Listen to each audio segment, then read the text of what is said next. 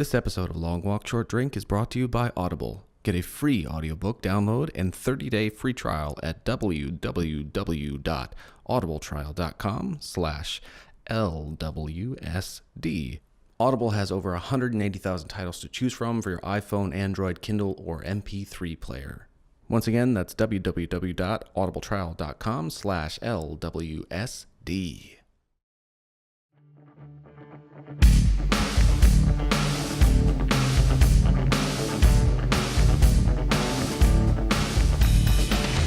Hey! Your house is on fire! Your cats, they're gonna die! There's no hamburgers in my immediate future, Oh. but I did eat a pizza over the weekend.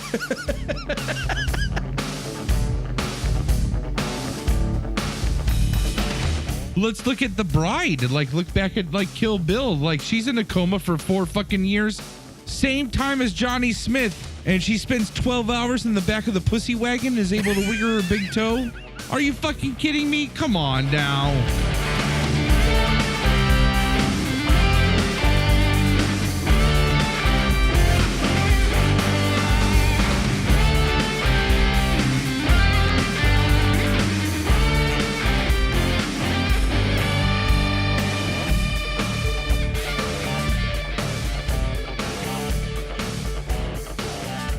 So many fluids. I consume so many fluids during one of these. It's ridiculous. Yeah, me too. And in general, in life, I'm very well. I don't know if it's particularly hydrated, but there's a lot of fluids in going on. Yeah. Well, that's one of the reasons why I never wanted to get, this is total full disclosure. Should we be recording? I'm recording. I am recording. Do you want to just roll in, or you want to wait to go live after this full disclosure? Oh no! I mean, it doesn't matter if it ends up in there. It ends up in there. If not, it's fine either way. But this is why I never pursued gastric bypass, which I am happy that I never did that. Yeah. So I never pursued, I am glad that I never did it. And I am glad that it all is also, I feel like it is kind of not as pushed as it used to be, gastric bypass. But the reason I never did it was I was always afraid. There are some days during the summer where I will be outside, and I don't even need to be outside, I guess, where I will be doing some kind of activity, and it's just the perfect combination of hot and humid and activity and sweating, where I ferociously crave water and need to drink 32 ounces at a time, Oh, wow. drink an entire large cup worth of water. And then as soon as that settles in my stomach, as soon as it settles, start sipping on another one. And when you have gastric bypass, they make your stomach the size of an egg, right? Oh. And I was always terrified of getting in that where I'm craving water zone and only being able to drink an egg's worth of water and then having to wait 45 minutes for that to be absorbed before I can drink another 2 mouthfuls of water. That would have been that would have driven me crazy, and with no hyperbole, literally crazy. Would have been torture to me. And that's what always kept me from doing it, because I need to be able to pound a water if I need to pound, if I need water is the only thing that's going to quench that, right? Yeah. So do you when you do that, is it you want it cold or you want it room temperature? I will drink it either way, and both have their merits. Yes, but I have. That was That's very such a proper. Serious answer. Yeah, it was a very proper answer. It's a serious business. I mean, as you just said, it's an important issue to you. Yeah, a level of sanity issue. No, I mean, I will carry around, I have this water bottle, and this is room temperature, and I'll carry this around all day. this might even gag some people, but like it could sit in the car while I'm like in the grocery store and come out and it's a little bit tepid, like warm, Yeah. and I'll still drink it. Like it's still okay to me. But then also like when I'm like super thirsty though, I like it really cold, but I don't like ice because the ice hit my teeth and it makes my teeth hurt. Yep. Does that make sense? Oh, so sure. like, yeah. I can't like chug it fast enough when there's ice in there. So that frustrates me too. So I'm okay with it. Like, this is so, man, I think everyone can relate to this. Everyone wants their water a certain way. And it is something that everyone needs. Yeah. We're going to get a lot of response from this episode. I don't know. Like, that's fucked up if that's true. Oh, man. The human element. I got hooked on room temperature water when I was performing because that was the only water that wouldn't kind of be a shock to the throat, you know. Yeah, kind of cause the cold water would cause you to tense up, and I started to like it that way. I worked with the guy, the one summer I worked for the city of Rittman. He was this old timer. That you did that. Like, we're gonna have to talk more about that. He was a full timer. Had been there forever, and he swore by he would drink. It would be the middle of July. 98 degrees at like 102% humidity, I swear. Like you're just dripping sitting still. And he's drinking fucking coffee that's like lava hot. Oh yeah. And he'd be like, you know, this is better for my body on a hot day like this than drinking that ice cold shit that you try to drink. And he swore by not shocking your system. Like his thought was if you're already hot, like on the verge of overheating, it's better to just stick with something closer to that temperature than to like drop ice water in there because it's a shock to the system. So just like you're saying, like shock to your vocal cords. So yeah. And I was always just really paranoid and looking for anything to help that situation. But I don't know if I could ever go that far because that was the thing. People would say tea, like honey tea or whatever, and that would be fine. But the room temperature water was always seemed to be the most soothing. I carry around a 32 ounce and I try to make a point of drinking 2 of them a day. we're even neurotic about our goddamn water, Dave. Like we are first world problems, right? We have clean water, so we're like, we son don't of a want bitch. Don't want it We're like not even first world, just like Eastern enough state problems. Like like we're like one state to the west. Yeah, we live in Great Lakes. As a city that's like literally for a year hasn't been able to drink their water. Yeah, that's true. Yeah, we'll cut this out. Well, I'm gonna drink a loaf of bread. Let's do that instead. Yes. So I already cracked it. Should I'm we go sorry. live? It's a bottle. Yeah. Welcome to. Or I mean, go ahead and crack your. Yeah. Oh yeah. Let's do that too because we already kind of started, huh? I mean, so, you know, it's not the video. I do enjoy the videos later. Let's start the broadcast. Okay. And we are live and welcome. Right. Sorry. Oh, that's probably us. Like yeah, it was live. Mine did it too. We got to silence. Our 2 subscribers. So yeah, we're notified. Yeah. Welcome to Long Walk Short Drink episode 24. I am Palmer broadcasting. I can actually say broadcasting now because we're live, like broadcasting and recording live for episode 24 of Long Walk Short Drink in Dayton, Ohio. And this is Dave coming to you from Northfield, Minnesota. Drinking I get confused if it's a St. Paul beer or I'm looking Surly Furious. Surly fans out there like myself are gonna freak out. You drink that Surly Furious every episode, man. You're very loyal. I'm not I don't like trying new things. I like my beer a certain way, like my water. Yeah. I like my beer like I like my water. The same. A certain way. A certain way, yeah. A certain way. Yeah. Minneapolis. Okay. It's a Minneapolis beer. Yeah, and that's my go-to. I do keep an eye out for some of the ones that you guys have hit me to on the show, and I have seen the Twinkies rice ale, the Samurai, I think it was. Oh, I need to try that.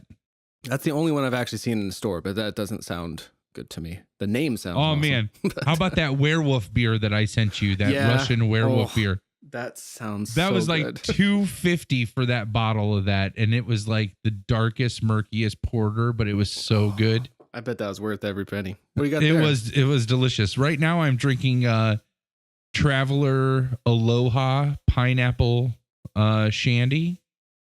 It's delicious. So Traveler had grapefruit shandy last year. They still have it again this year, but this is their limited run. It's a pineapple shandy, and man, is it delicious. It just like reminds me of Hawaii when I drink it. So, which is really nice. So should talk about that more one of these days for our listeners that don't absolutely know you, or haven't known you personally all that time. I feel like absolutely. There's probably tons of stories I don't know about that time in your life as well. Yeah, it's man, talk about a life-changing like 10 to 11 months. It was crazy. Oh, I didn't realize that was the span of it. That's pretty short for. Yeah. That's a lot very to happen. influential. In, like a world away in some ways. See, it's what it feels like to me anyway. Not having gone there. Yeah. Because the island aspect, I don't know. Did it feel that way? Did it feel disconnected from the rest of? Oh yeah, 100%. Yeah. It was like, I always say, out there you're Hawaiian first, before you're anything else. Before you're American, before you identify as a Hawaiian before any of those things.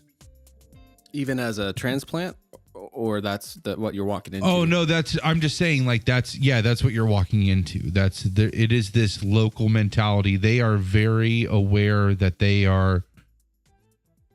literally refer to every other state as the mainland. Yeah, right? Like, and that's already very exclusive language. It's them and us as Hawaiians. So, yeah. That's the best way that I can describe it. Oh yeah, no, that makes sense. I was just trying to decide whether or not I wanted to get you into the Hawaii story now. Oh man, I wish there was someone that could commiserate, but I don't know if we have any of those people that would be guests necessarily. I don't know. There's so many people, ultimately, at least for such a small town, a lot of people from Richmond have come to live in Hawaii at one point in time. Yeah. It seems to me. There's Larry and I mean there's a bunch of people whose names that would have to be that don't have nicknames that we'd have to beep. So I saw you mentioned working for the city. I didn't see, but yesterday I spoke to someone else who used to have that job in Summers, Mr. Pumps Russell. Oh man, you talked to Pumps? That's did, awesome. Yeah. He called like how's that during guy the doing? Day. Oh, he's good. He's good. He he caught me up. He's had kind of an intense year. A lot of kind of, I think, bad things happened. It sounds though like on the heels of that, a lot of good things have happened in a row and worked out. One of which is that he now lives in Columbus. Really? Yes, indeed. He was doing kind of a shit. What he called it, like a gradual release of that information. Whoa. Yeah. So I sent him like pictures of you and Logan that time you guys got together for a drink recently. I'm like, you're going to have to join these guys. So he liked that, of course. I'm curious about this entire situation. I can't believe Pumps lives in Columbus. I know. And then I remembered the other friend of ours moved back to the greater Richmond area, who I don't have a nickname for. So, but I was just like, I was like, it's all... Everybody's coming back. Yeah. Like all we need is somebody to buy a cow pasture and put a cabin in it. That's all that we need to happen. Right. Yeah.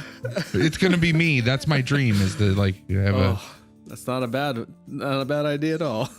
have a field with a cabin in it, and I want to have a cabin reunion every year. I think that'd be so awesome. If only among the people who are able to show up that year. Yeah. Well, I mean, it's just like every weekend, every year. If you can make it, awesome. If not, oh well, Yeah. Oh, absolutely. I mentioned the show and stuff, and throughout the idea that he could be on, but I tried to, not push it. Listen, our thing is not everybody else's thing, and that's okay because it's our thing. Yeah. So, but he liked the idea, at least that we were talking and understood that, of course, it would be recorded. Oh, that's awesome. I'm gonna have to get in touch with that man. Oh yeah, absolutely. Yeah, oh man, he's back in the area, and it was good to catch up with him. That's crazy. But yeah, what's been up with you? I guess, I mean, it's only been a week, but sometimes that feels like a long time to me. Yeah, just well, and we like ebb and flow, like during the, I feel like, so here's the thing, and tell me if you agree with this. We have a lot of irons in the fire. Yes, we do. But we also have a lot of like people now, like kind of working on different things. Yeah. And so all of those things like all kind of work independently. And so what we used to communicate about, like I just thought about how, you know, we've kind of set in stone this like Wednesdays at 8 now is like our set recording time. And that's like one less reason to, where before where it was whenever we were available. Yeah. Like that was an excuse that was an excuse to communicate. Like, you know what I mean? So like, I feel like we go on these weeks like this last week, we just haven't had a reason.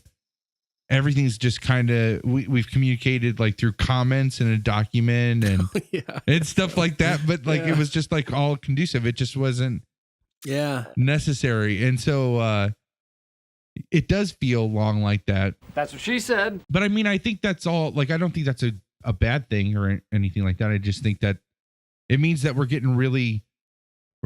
definitely hitting a groove with the creation of this show, which is awesome. Yeah. And it's fun to, I mean, I enjoy the special ones, but the special eds were like, we had the revenge show, which I was working on even when we were talking last week. I was still in the midst of that. And then last week when we did record, we dedicated that special edition Palmer's pick to Kill Bill, and then talked a long time about in our book club.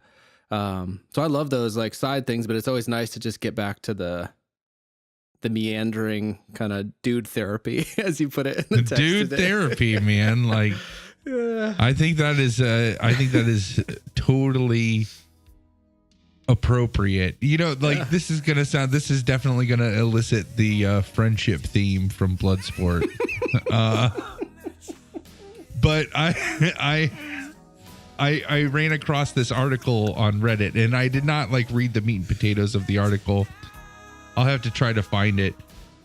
But it's this article that is basically that due to a decrease in homophobia, men are now finding it easier to have like basically like bosom buddies, but it's like men. And you know what I mean? Like these like deep, meaningful like relationships with other men. Because and I just thought, I was like, holy shit, that is our show, son of a bitch. Like, I know. When you said dude therapy in the text today, I got a kick out of that, and I was like, well, that's perfect. That should be the name of something. But I was like, well, dude, what, like sensitive dude therapy, or dudes who don't watch sports or never served in the military? Like there starts to be these caveats. I was like, what is qualified? What could claim the name dude therapy? I think all of those things at certain times, I think it's whatever it needs to be, where it's like, you know, it's just dudes talking about dude stuff. Yeah. But you know, there's like some shorthands of like, I mean, like, do you follow sports at all? I guess we don't talk about it, but that's not to say you don't watch them. No. Oh yeah. So I don't either at all. And when you sit down with another dude, you know, whether that you meet through, you know, you don't know how you might not know anything else about them. I find that that's still a frequently presumed shorthand. Like, hey, you watched the game last night? I'm like, no. No. I don't even know like what game. Also, and instantly when that sentence like that gets uttered, I'm like, oh boy, this person is not gonna.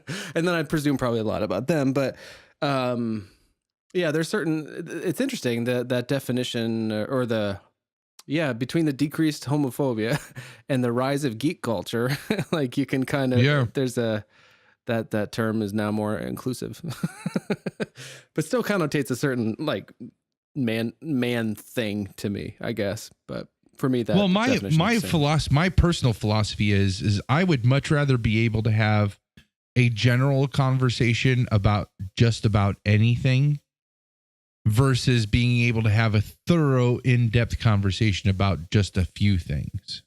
You know what I mean? That makes perfect sense, actually, knowing you. I've always been surprised at the breadth of the things you know about. But if you really if you on most of those topics, I will have my knowledge will be a very layman level. I mean, I know just enough to have a decent conversation about it. Yeah. And that's about it. And there's a few things that I could have a total, like, I will show you page numbers and stuff type conversations about, and that's like Dark Tower. Mm-hmm. I wanted to show Ash. Here's an example of like how well I know Dark Tower. I have only ever listened to books 4 through 7. I've only ever listened to them. I've never read them physically. Oh, okay. But now I have the hardcover editions of all of them, right? Mm-hmm. And I wanted to show Ash this excerpt that's in book 6. And I was able within 45 seconds to flip to that section of the book and find it on the page. Whoa. Just knowing, like, gauging, like, how, like, okay, it's here. Yep, here it is, right here. This part right here. Read this. That's amazing. How about you? What have you been up to, buddy? Oh, I felt busy. Yeah, boy, sorry. I was not ready for that. Yeah, busy. Like I've there's been a lot of changes at my job, like stressful conversations about that. Yeah. And I essentially do the same thing all of the time. Like I make videos for other people, 40 hours or so a week. I spend at least 10 hours a week or 8 to 10 hours a week or more in the car. That's the one time I'm not making videos. And then, yeah, just like constantly making stuff. So when I caught up with Pumps yesterday, there was a lot specifics he had to catch me up on. And mostly I'm just like, dude, I make things like almost 24 hours a day, which I love making stuff. So it's great. And I'm very fortunate to have a lot of agency in my job to shape it into something that I like. And my job is where I'm able to be of service and to others. Whereas here, it's all about me just like dude therapy. And the same can be said of the other projects I take on. And then the bride was out of town last weekend. She went to, got a chance to see an extra U2 show for this tour. So she took it.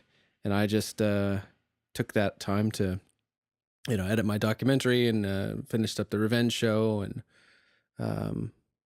yeah, that's kind of not very exciting. You and Moto both like did a fantastic job, bang up job. Oh yes, thank you. It was fun to work on that, and it was one of those things where I felt the need to honor the intent and sort of take out, that thing they say about statues or whatever. Like you take out all that's not the essential thing. There were somehow there was like 40 minutes if you watched the live thing, 13 of which were a break, which I thought was hilarious because it was 13-minute break. But the rest of it was, just some, I don't know. But so it took some doing to make that special show be as special as it could be. And then I passed off to Moto, who I throw in some music. It is a bit of a tag team, especially if I originate the episode edit, because I kind of channel the things that he's done, and there are certain music cues and stuff that I have more ready access to, so I'll just toss them in. But he fleshed that out with like he bought the Conan soundtrack from iTunes and found the old boy music. Jeez. And there's a text he sent about that because I gave him some. I asked him about that. Like, did you because I almost bought the Conan like theme, but you had to buy the whole album. And that was late in the game. And I was like, I don't know. But so I asked him, I was like, did you actually, seek those out? Is that what those are? And he said it didn't come through. Oh, it was in an email, but it was something to the effect of like, he was saying to me in an email, I realized why I couldn't find it. He was saying to me, oh, we could do justice to our movies, but not theirs, like Conan or Old Boys. Like, no, sir. It's like, because I have honor and stuff. And like, you put all these emojis and stuff, like we were talking about in the show. He lives with honor. That's so awesome. So, that's so spectacular. that's a fun. That'll be a fun one, I think, to return to in years to come. It was definitely a very fun conversation to have. So that's kind of. I mean, it's exciting in a way. I'm making a bunch of stuff and it's fun, but it's kind of a single Hectic. short, yeah, and stressful when it's the professional side of things. It affects other people, but I am. Yeah. I mean, I'm coming. I'm in the midst of some serious deadlines at work too. So creating, it's like the tough. peak of what my role is at work, where I take everything and build it and put it together. So I'm in that for like the next month and a half, basically, which is it's breakneck, because there are other, like, I'm at different stages in that process with like 4 other modules. So, oh wow. And 2 of them right now are in the last step. So I'm trying to get those all poured, as we say. So poured. Oh, that's interesting. Yeah, you're like pouring all the ingredients together to make the final product. This isn't your first set of deadlines there, or is it? It's our. Oh no. I mean, I've been through this a couple times already. So been through a few pours. Yeah, it's interesting, to say the least. We still both have to. Oh my gosh, there's a beagle upset. Yeah, I think that's the dachshund. That there's if another dog walks on our street, which there are plenty of dogs on our street, she loses her mind. Elle. That's awesome. She's not gonna listen to me. It's no use to. Yeah, no, you just let it go. It's okay. She doesn't. It's all right. Have any respect for my wishes. Why? Don't do it. Don't do that. No. Please don't do that. It scares me so much when you do it. Oh yeah, it's so scary to see. I actually do have a little update about those Bruce Lee movies. Remember, there's so much confusion and about those titles: Fist of Fury, Chinese Connection, Fists of Fury. And I was listening to the commentary for the Chinese Connection, the movie we talked about, the Fist of Fury, and they talked about where that came from. And so I don't have all of the details, but so I'm going to speculate on some of this and then get to the part that's actually what I learned from this commentary. Was that those Hong Kong movies that Bruce Lee did, I think, came out in America later and closer together than they would have overseas. So maybe they came out in the same year or something, or even after Enter the Dragon came out and he was both dead and a superstar. So there's that, and Moto mentioned this about the French Connection and them using the title Chinese Connection to kind of capitalize on the French Connection, sort of any association with that successful film. The movie with Gene Hackman and Jack Nicholson? Yeah. Or no, it's Gene Hackman and, well, I don't know who else. I don't know if there are other names in there. That's William Friedkin's like was first. In that. No, shoot. Because I know the French Connection. I know what I'm thinking of. Chinatown. Oh Jesus. Yes, yeah. No, yeah. See, that's the kind of thing that happened here. So it was. Yeah. So the French Connection I believe had something to do with drugs, at least. Yeah. So what it was they actually meant to entitle The Big Boss. So that's Bruce Lee's first 2 movies. I'll use the American names. So the big, or sorry, fuck, it's too confusing. The mix-up, though, is like his first movie there is a drug component where it's something he uncovers, and the big boss is running drugs and killing people. And then in his second movie, he finds out it's this kind of story that's a somewhat based on a true story about the death of this famous Chinese sifu, and speculation around the death, and they say that it was poison, and this fictional character takes revenge with his fists of fury. So what I think was the intent, what I learned was that there was a mix up. Like they were going to retitle the movies Chinese Connection for the big boss for American audiences to try to contextualize or help use the momentum of the association with the French Connection, because that was a successful movie. And it made some sense because there's a drug running with Chinese people in Thailand. So there's a logic to that.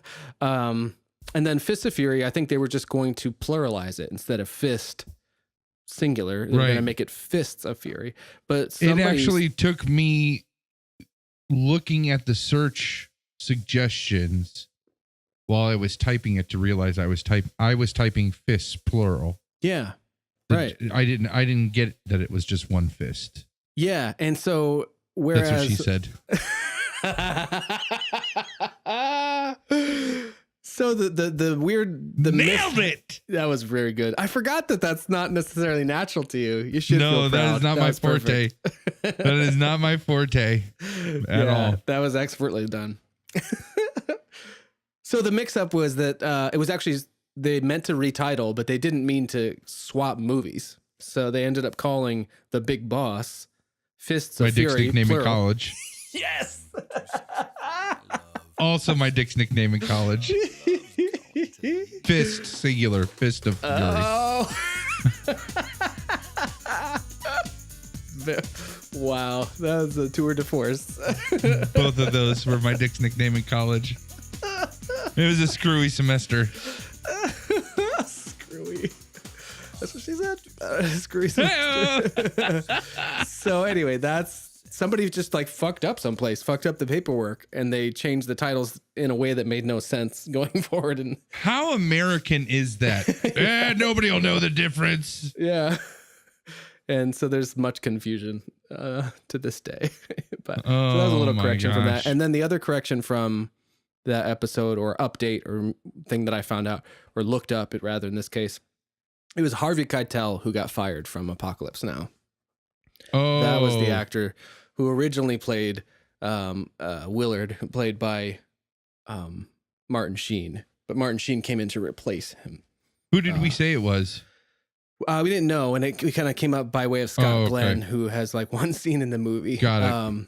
And what it warms my heart to think about right now is that our buddy Twinkie is watching the documentary about the making of Apocalypse Now, Hearts of Darkness, in which he's hearing about this story about how Harvey Keitel was fired after a few weeks of shooting and replaced by Martin Sheen, who then went on to have a fucking heart attack. Oh, Jesus. That's such a great... The making of that movie. That movie almost killed like everybody, right? Like everybody almost died. At least Martin Sheen had almost killed, and Coppola was going a bit crazy. Yeah. But that movie. I mean, the movie itself is a masterpiece, but the documentary is also really special. So anyway, that's some corrections. What else can we tell you? Excuse me. Actually, it was Harvey Keitel, the whip himself, who was fired from the shooting of Apocalypse Now. You say you're like a big fan of the making of that movie, The Hearts of Darkness, but obviously you've seen it at best once. Do you know what's so funny is the tweet that Double D sent out about our invitation to super fans to, check our Star Wars facts. Oh, is that today? I don't know if I've seen that. No, that tweet got sent out weeks ago. Oh, but if there's one tweet that always will just creep back into my retweet notifications, it's that one. And it's always some fucking Star Wars super fan that posts it on their Twitter. So that, I'm just waiting for us to blow up where we're just all these Star Wars super fans just are freaking out about our what we don't know. Expose what we don't know. And I don't even care. Any movie I like or dislike it just enough for me. Yeah. That's I don't if I am really curious, like the last Mad Max movie, Oh yeah, Fury Road is a great example. There is a full world that has been put out about that one movie in comic books and Wikipedia articles and all this extra video games, all this extra exposition in that world. And arguably that is a world that if you go by just the movie, you don't get a whole lot of exposition. Oh, like yeah. I mean, you really don't see the whole picture until the end when it's done, right? Mm-hmm. And the movie's enough for me. Like I like it just that much. So like if I were to ever talk about that movie and reference something that was answered in that expanded universe beyond that movie, if you want to point that out to me, I would love to know that. Like if you thought it was that important, because that's going to trigger the learner in me, like my love of learning. Oh, yes. If you're like, oh man, if you love that movie, you got to know this, right? Boom, I'll go check that out. No problem. But if you're like, you're an idiot, you don't know anything because of this, and this, I'm going to be like, you can go fuck yourself now. Like, I know, you know, like we were cool a minute ago. Now we're done. Yeah. So, I mean, that goes along with what you were saying before about knowing, you know, not surface knowledge, but like just enough to satiate your interest in most things. Exactly. So, and I think that's cool. And I think that's okay. And I never, like, I'm never going to bash somebody for knowing more about a topic than me, because I'm probably going to want to get knowledge from you. Yeah. And I would never bash somebody for not knowing as much as I do about a topic. I would want to share what I know. Right. Right. There's no place for you on the internet. That's the thing is, like, we got to change the internet. That's what's got to happen. Oh, I like it. That's yeah. never going to, I mean, we're never going to, there's always going to be shitty people. And if we let them, the shitty people will always be heard more than the non-shitty people. That's why we have to celebrate the non-shitty people and make them louder. I like that. You know, we're never going to get rid of all the like shitty people. There's always going to be shitty people, but what we can do is we can be louder than them. That's what I like that idea. It should be a segment somehow, like highlighting non-shitty people in our everyday lives. I definitely favor the well, it's not really a choice. It's kind of how I'm wired. The more detailed information about a few things rather than being able to speak reasonably well about a number of things. I only know about like 5 things. so it's very, I mean, I go deep on those so things. Much more than that. You know so much more than that. Well, though. I appreciate you can have the same kind of but we can hold a conversation on a variety of topics though.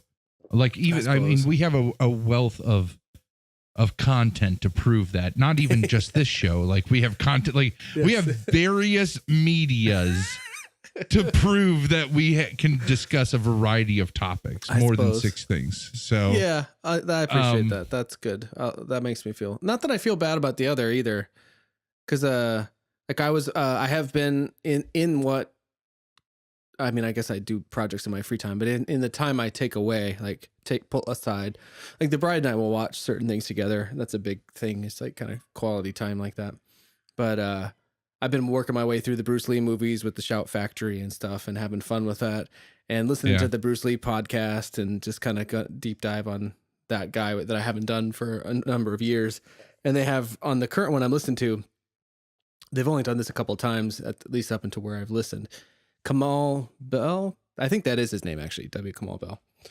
But he spends a lot of like time trying to prove his sort of fandom to the host of Bruce Lee's daughter and someone else from the foundation, and they're like, no, it's cool, it's fine, you don't have to But at a certain point, pretty late in the show, Bruce Lee's daughter, Shannon Lee, does say, she's like, I do hear a lot. She's like, I have to admit, from people who are like, they say, oh, I'm a big Bruce Lee fan. And then like I talked to him for 2 minutes and I can tell like they don't know anything about Bruce Lee.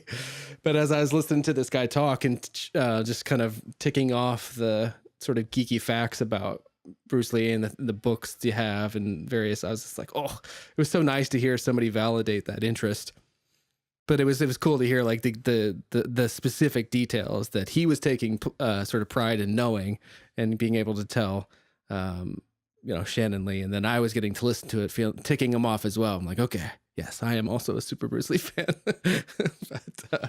Don't think. But there's, that's one of those 5-6 things I think that I know. It is like a finger pointing Absolutely, away to the but moon. that's okay. Like, but I'm happy about it. I've been enjoying that time. absolutely. Absolutely. That I've been revisiting his stuff. Though I do sometimes, I wish I would watch new things or whatever. But I've been reading and watching new things through this show, which is good. What about, do you have a Palmer's pick for the week? Oh, I'm sorry, Palmer's pleasure. Sorry, force I have Palmer's pleasure. What's your pleasure, sir? I'm gonna make up that whole Hellraiser theme. Let's see here. Let's roll the intro for Palmer's pleasure while I think about something. Let's see if I can think of something here. Ladies and gentlemen, Zedco is proud to present Palmer's pleasure. Steamy. No, please, no, too sexy. So here's the deal. Yesterday, so we're recording this on May 24th. Yesterday was Ash and I's anniversary. Oh, yes, I'm glad you're saying that. I was almost about to ask, because I knew you had some time. I was going to say, oh, how did that go? So I'm glad you're talking about it. So this actually is going to bring up a few topics, but we'll get the Palmer's pleasure out of the way. Anniversary, pleasure. Sounding pretty sexy. Oh yeah, too sexy. No, so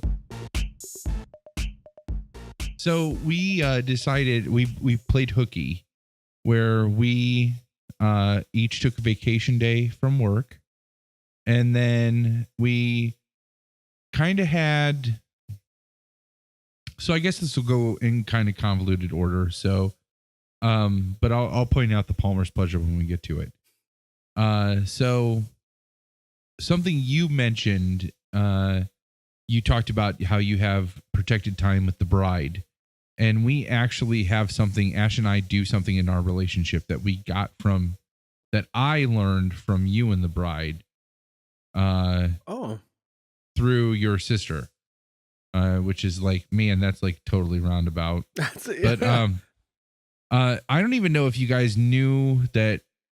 I don't know if you actually officially called it this or not, but did you guys used to call it buddy time? Oh yeah, we still call it that. Yeah. You still call it buddy time? We'll okay, say, so you want to be buddies tomorrow, and that's what we.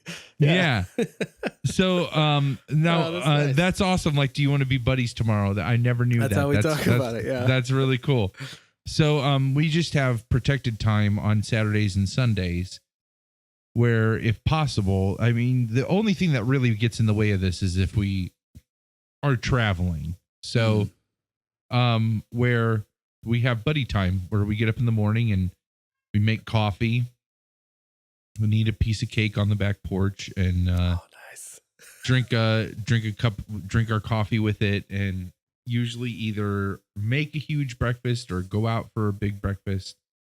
But just have this like cell phone free hanging out, just the two of us time. Oh, that's a nice addition. That doesn't happen. The cell phone free part? No, yeah, the bride loves to crush candy and be on the Twitters and stuff. And no, that's like why have buddy time? I don't know. Yeah, I try not to. I mean, every once in a while, I will try to. I try not to challenge her because she will break me in half. So. Exactly. I know that's part of what makes her happy.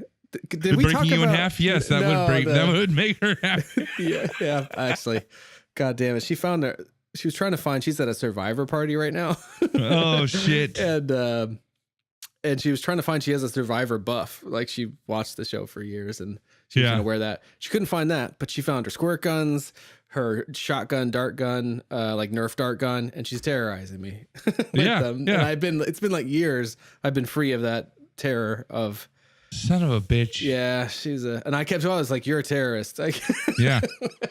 Crush your enemies. Yeah, see him driven before you. Yeah.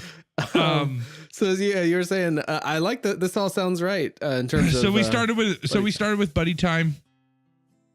And then, so the plan was we were going to get lunch and take it up to the Metro Park that we got married at. And I'll send you this picture because it's awesome, because we ended up doing that. But the lunch that we ended up getting, and this is my Palmer's pleasure. So there's this place called Voltzi's Root Beer Stand, which is when we finally found it, it was a small shack in the parking lot of at an industrial park. And that all sounds off-putting, but I'm going to tell you what, so we found a list that was like the best 35 burgers in Dayton, and I'll share that URL. Oh, yeah. And that's important to know. Voltzi's was number 1. So they have sliders, which they call just cheeseburgers. And they have a special where you can get 10 of those for $12, and that's a great deal. But then they have this burger called the Hog Burger, and then you can get it Voltzi style, which is like, it's a 20-ounce burger with double cheese, double onions, and then you get it Voltzi style, which has 2 slices of grilled ham, horseradish, and I think that's it. On this burger. And my goodness, it was life-changing. It was so good. That's my pleasure, is like Voltzi's Root Beer Stand. Wow. It's only open from 11 a.m. till 2 p.m. But 7 days a week, right? Oh, yeah. So you can really only go there for lunch during the week if you're local. Like that's unless you go on the weekend, which I'm willing to bet if you don't. So here's the other piece of it. I was about to say, if you don't call your order in ahead of time, it is common to be accosted by the owner. Like, he likes to act like the soup Nazi off his Seinfeld. That's what the description said, that when I read up on the restaurant. Like, he likes to bitch at you for not calling your order in ahead of time, and he likes to yell at you if it's the winter time and you go in the wrong door. And is it like a shtick, or he's really upset? Oh, it's totally a shtick. Okay. He's not serious. He yelled at me because I went to go in the wrong door, and he's like, where are you going? Are you lost? And I was like, yeah, I've never been here before. Well, that door's for the winter time. And I'm like, okay, I thought so. And he's like, don't do it again. I won't. And like, that's fun. Yeah, so it's a good time. And the burger was fantastic. Like, just we got the sliders, and we got that big giant burger. Oh, nice. Which ended up being like lunch and dinner. Yeah, that sounds amazing. So then we like beat feet up to the Metro Park that we got married at, and actually ate lunch in the pavilion that we got married in. With their dog. So I sent you that picture of the that three picture of us. is magic. I mean, is that something you'll share maybe? We'll tweet that. We can tweet that out. That is some Billy D glee right there. Yeah, that's a fantastic picture. So, so you had Tank with you. That's a great so we had picture Tank with us, and and I don't know. He's such an awesome dog, and just like so adorable. Yeah. So he's got a little underbite going. Oh yeah, total underbite, and just like, but yeah, we had this delicious burger to like eat. And on some of your tasty beverage to wash this down. Yeah. Oh man, I shot Marvin in the face. And then plenty of cake like the whole day. So we had a good time. That sounds great. The picture you shared of the cutting the cake with is the Claymore? Yeah, it's pretty That much a claymore. was He amazing. modeled that after the William Wallace sword from Braveheart. Oh, nice. Oh my God. So That sounds really nice. And that sounds amazing in that burger. Holy shit. oh man, that burger was so fantastic. And it was like I like messy food. There's something about messy food that just makes it taste better. I don't know if it's the fact that because it's messy, it causes this.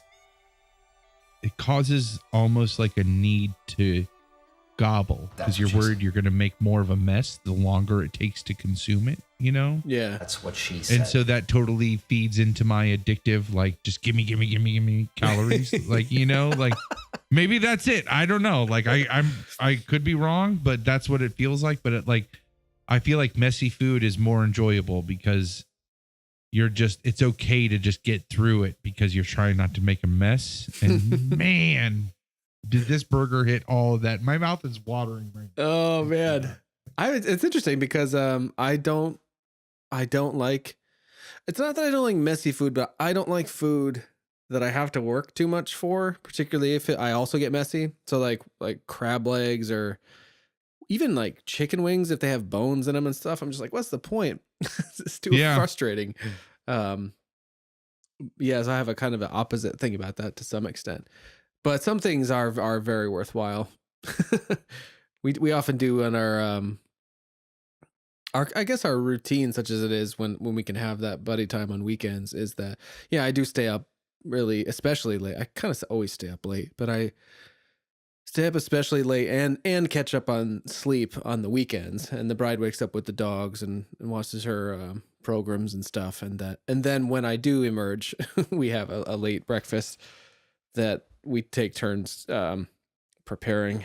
And one of the favorites is it's a kind of like egg sandwich on a pretzel bun or something with eggs over easy. So that can get rather messy, but those are also sometimes the best ones. Oh yeah. Oh, I want all this food now.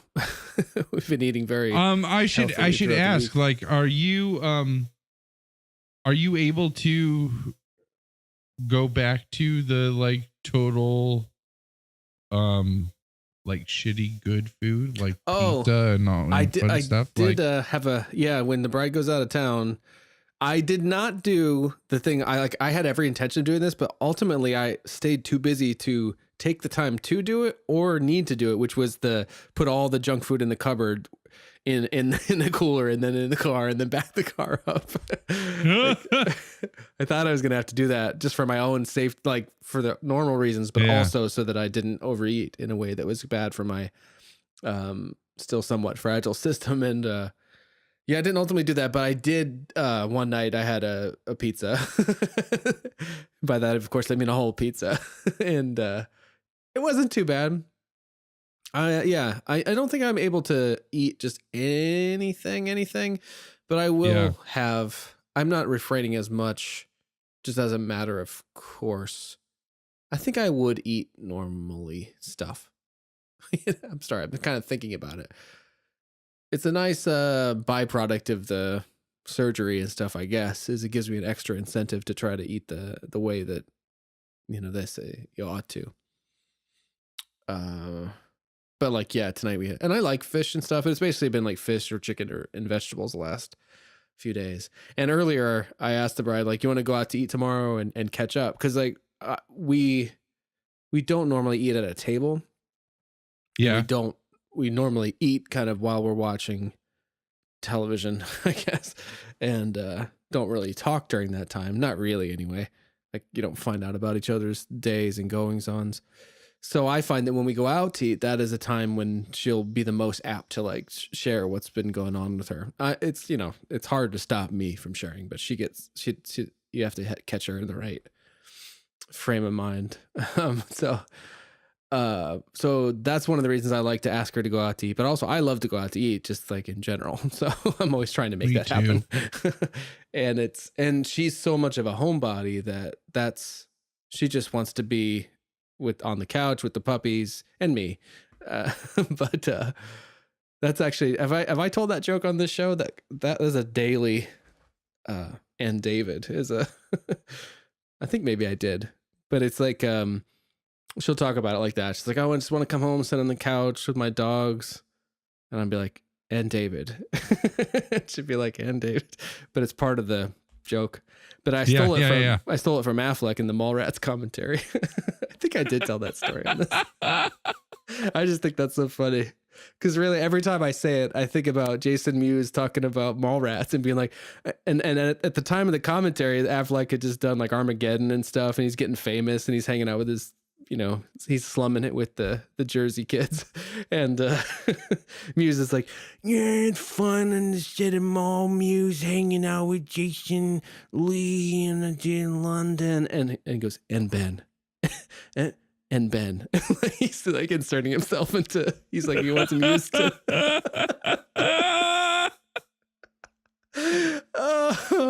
So yeah, that's a regular part of our, but yeah, so she just wants to chill out. So I want to go out to eat and like catch up. And she's like, no, she just said, and sometimes she'll try to appease, but she's like, no, I just need to be home. So there's no hamburgers in my immediate future. Oh, but I did eat a pizza over the weekend. Okay, good. Well, I can start texting you photos of food that I'm making now. Oh my God. Oh yeah. Cause I've been trying not to be a dick and not send you stuff that I've been making. So no, I'd like to see that. The bride actually really likes to cook. So she says. I don't like to cook, but I do like to eat. So these might be inspiring to make meals. Well, what about you? I did bring a Dave's Digs. You got a Dave Diggs? Let's hear it. And it's not a podcast for the first time. Oh, let's holy shit. I mean, I had one, but I was like, no, let's not. I mean, mine was a hamburger. Yeah. So. Okay, let's roll the thing. Now, get ready. We're going to play some rock and roll. It's alive. It's alive. I have been expecting that. Is a bad guy. Can we go, please? No, I'm enjoying it. What are you?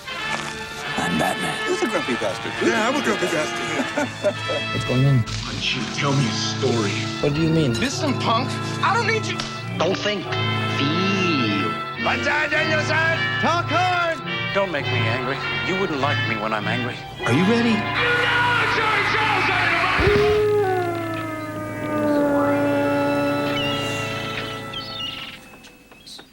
So my Dave Diggs this week is actually something that the bride and I do watch together. I think she started to watch it without me and instantly knew that I would be into it as well. It's the TV series. I think it's a Netflix series. Yeah, it is. Called Grace and Frankie. Have you heard of this? Oh yeah, absolutely. Ash watches this show. Oh, cool. So have you seen it at all? Yeah, I've seen a few episodes that Ash has watched. That's one that she pretty much sticks to by herself. But I mean, it's right up my alley. It's just something that now she's deep enough into it that I'm not going to ever catch up to her. Oh, so. yeah, that happens. Yeah. The bride has she likes to have her shows that she can watch when I'm staying up late watching Bruce Lee or whatever. And she's got plenty of those. Yeah. But for some reason, she thought I would get a kick out of this, and I do. And so the little synopsis here is for as long as they can recall, Grace and Frankie have been rivals. Their one-upmanship comes crashing to a halt, however, when they learn that their husbands have fallen in love with each other and want to get married. As everything around the ladies is coming apart, the only thing they can really rely on is each other. This Netflix original reteams Jane Fonda and Lily Tomlin from 9 to 5 as Grace and Frankie. Fuck it, now I'm just reading Wikipedia, but yeah. So 9 to 5 was one of my mom's favorite movies. Oh, really? One of the brides too, actually. I don't know it super well. Actually, I don't know it well at all. I can picture one scene in it. But what do they play respectively in that movie? Like, are they co-stars or they just happen? Oh, no, they are both co-stars. So that stars Lily Tomlin, Jane Fonda, and Dolly Parton. Oh, that's who, yeah. And Dabney Coleman is but they are all like equally billed, I'm pretty sure. Because they were all kind of like, that's all kind of at the height of all of their success. Like Lily Tomlin is like at the like comedic height. Then Dolly Parton is kind of like at the musical height of her career. Jane Fonda is like having her resurgence with the exercising, the home fitness at that point in time. Yeah. And it's just these like three women who accidentally find themselves in a very precarious situation and are empowered and kind of end up proving that they can, anything a boy can do, they can do better. So it totally was right up my mom's alley of like empower women, and spoke to like the feminist in her. And it is a classic comedy though. It's really, really good. I did. Now that makes me want to watch that movie. Thinking about these two actresses that I've now spent more time with, and particularly seeing their chemistry together. So I was not aware of their history. And then there's also, I guess, reunions of Tomlin being repaired with her co-star from The West Wing, Martin Sheen, who came up earlier in the Apocalypse Now discussion. And and Martin Sheen plays Jane Fonda's husband. And then I guess the other thing is that Jane Fonda is reunited with a co-star, Sam Waterston, from The Newsroom, who plays Lily Tomlin's husband, Saul. But it's just a really like feel good type show. Like, yeah, I mean, the setup, the premise sounds kind of like heartbreaking, and I guess, you know, it is, but it is definitely a comedy.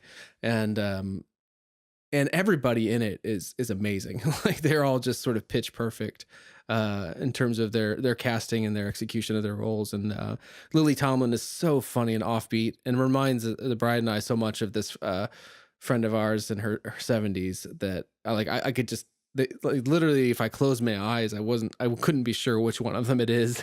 And so that's kind of fun. Ernie Hudson's in it, our best friend Ernie Hudson. Hey. Oh man. And he plays like a love interest of Lily Tomlin's character that at this point that I'm watching, they keep kind of missing, and she's, you know, still trying to figure out how to be single. Yeah. And the portrayal of the relationship between the men it's just not what I've quite seen before in terms of the casual nature that their same-sex relationship is treated. Like a lot of times that stuff I feel like is handled with like kid gloves and is stereotypical. Do you think part of that though ways. is because they were business partners, and behind everybody else's back they were romantic partners? Do you think that part of that comfort that they have as a couple is just because it's them being great actors and realizing they've been together for 30 or 40 years? Like they're going to be comfortable with each other. Yeah. You know, and neither of them. Yeah. I guess what am I trying to say without like being insulting? I'm trying to think of, you know, the kind of gay couples you see represented on television, and usually at least one of them has a kind of overly effeminate kind of characterization. Yeah. So like we're big fans of Modern Family, the bride and I, and Mitch and Cam, you know, that's not like, that's a relationship I hadn't previously seen, but you know, there is a bit of like, you know, the character that plays Cam has openly said many times that essentially he approaches that role as trying to imitate his mother. And of course the guy that plays Mitch, that actor is a gay man. And there is a kind of I don't know. It's like for lack of a better or more sensitive way to say it, you could sort of tell or presume that one or the other are gay. And the nice thing, I guess, about this pairing of these two actors who I don't think are gay, not that matters, but like there's a real, I don't know, there's a real intimacy about it that is not at all cliched, and they have to deal with just the things that I'm sure every couple deals with. And of course they're dealing with some pretty serious issues about trying to be kind of in this last, you know, act of their lives, like be their true selves and whatever that means, the fallout of the life that they know with their family previously.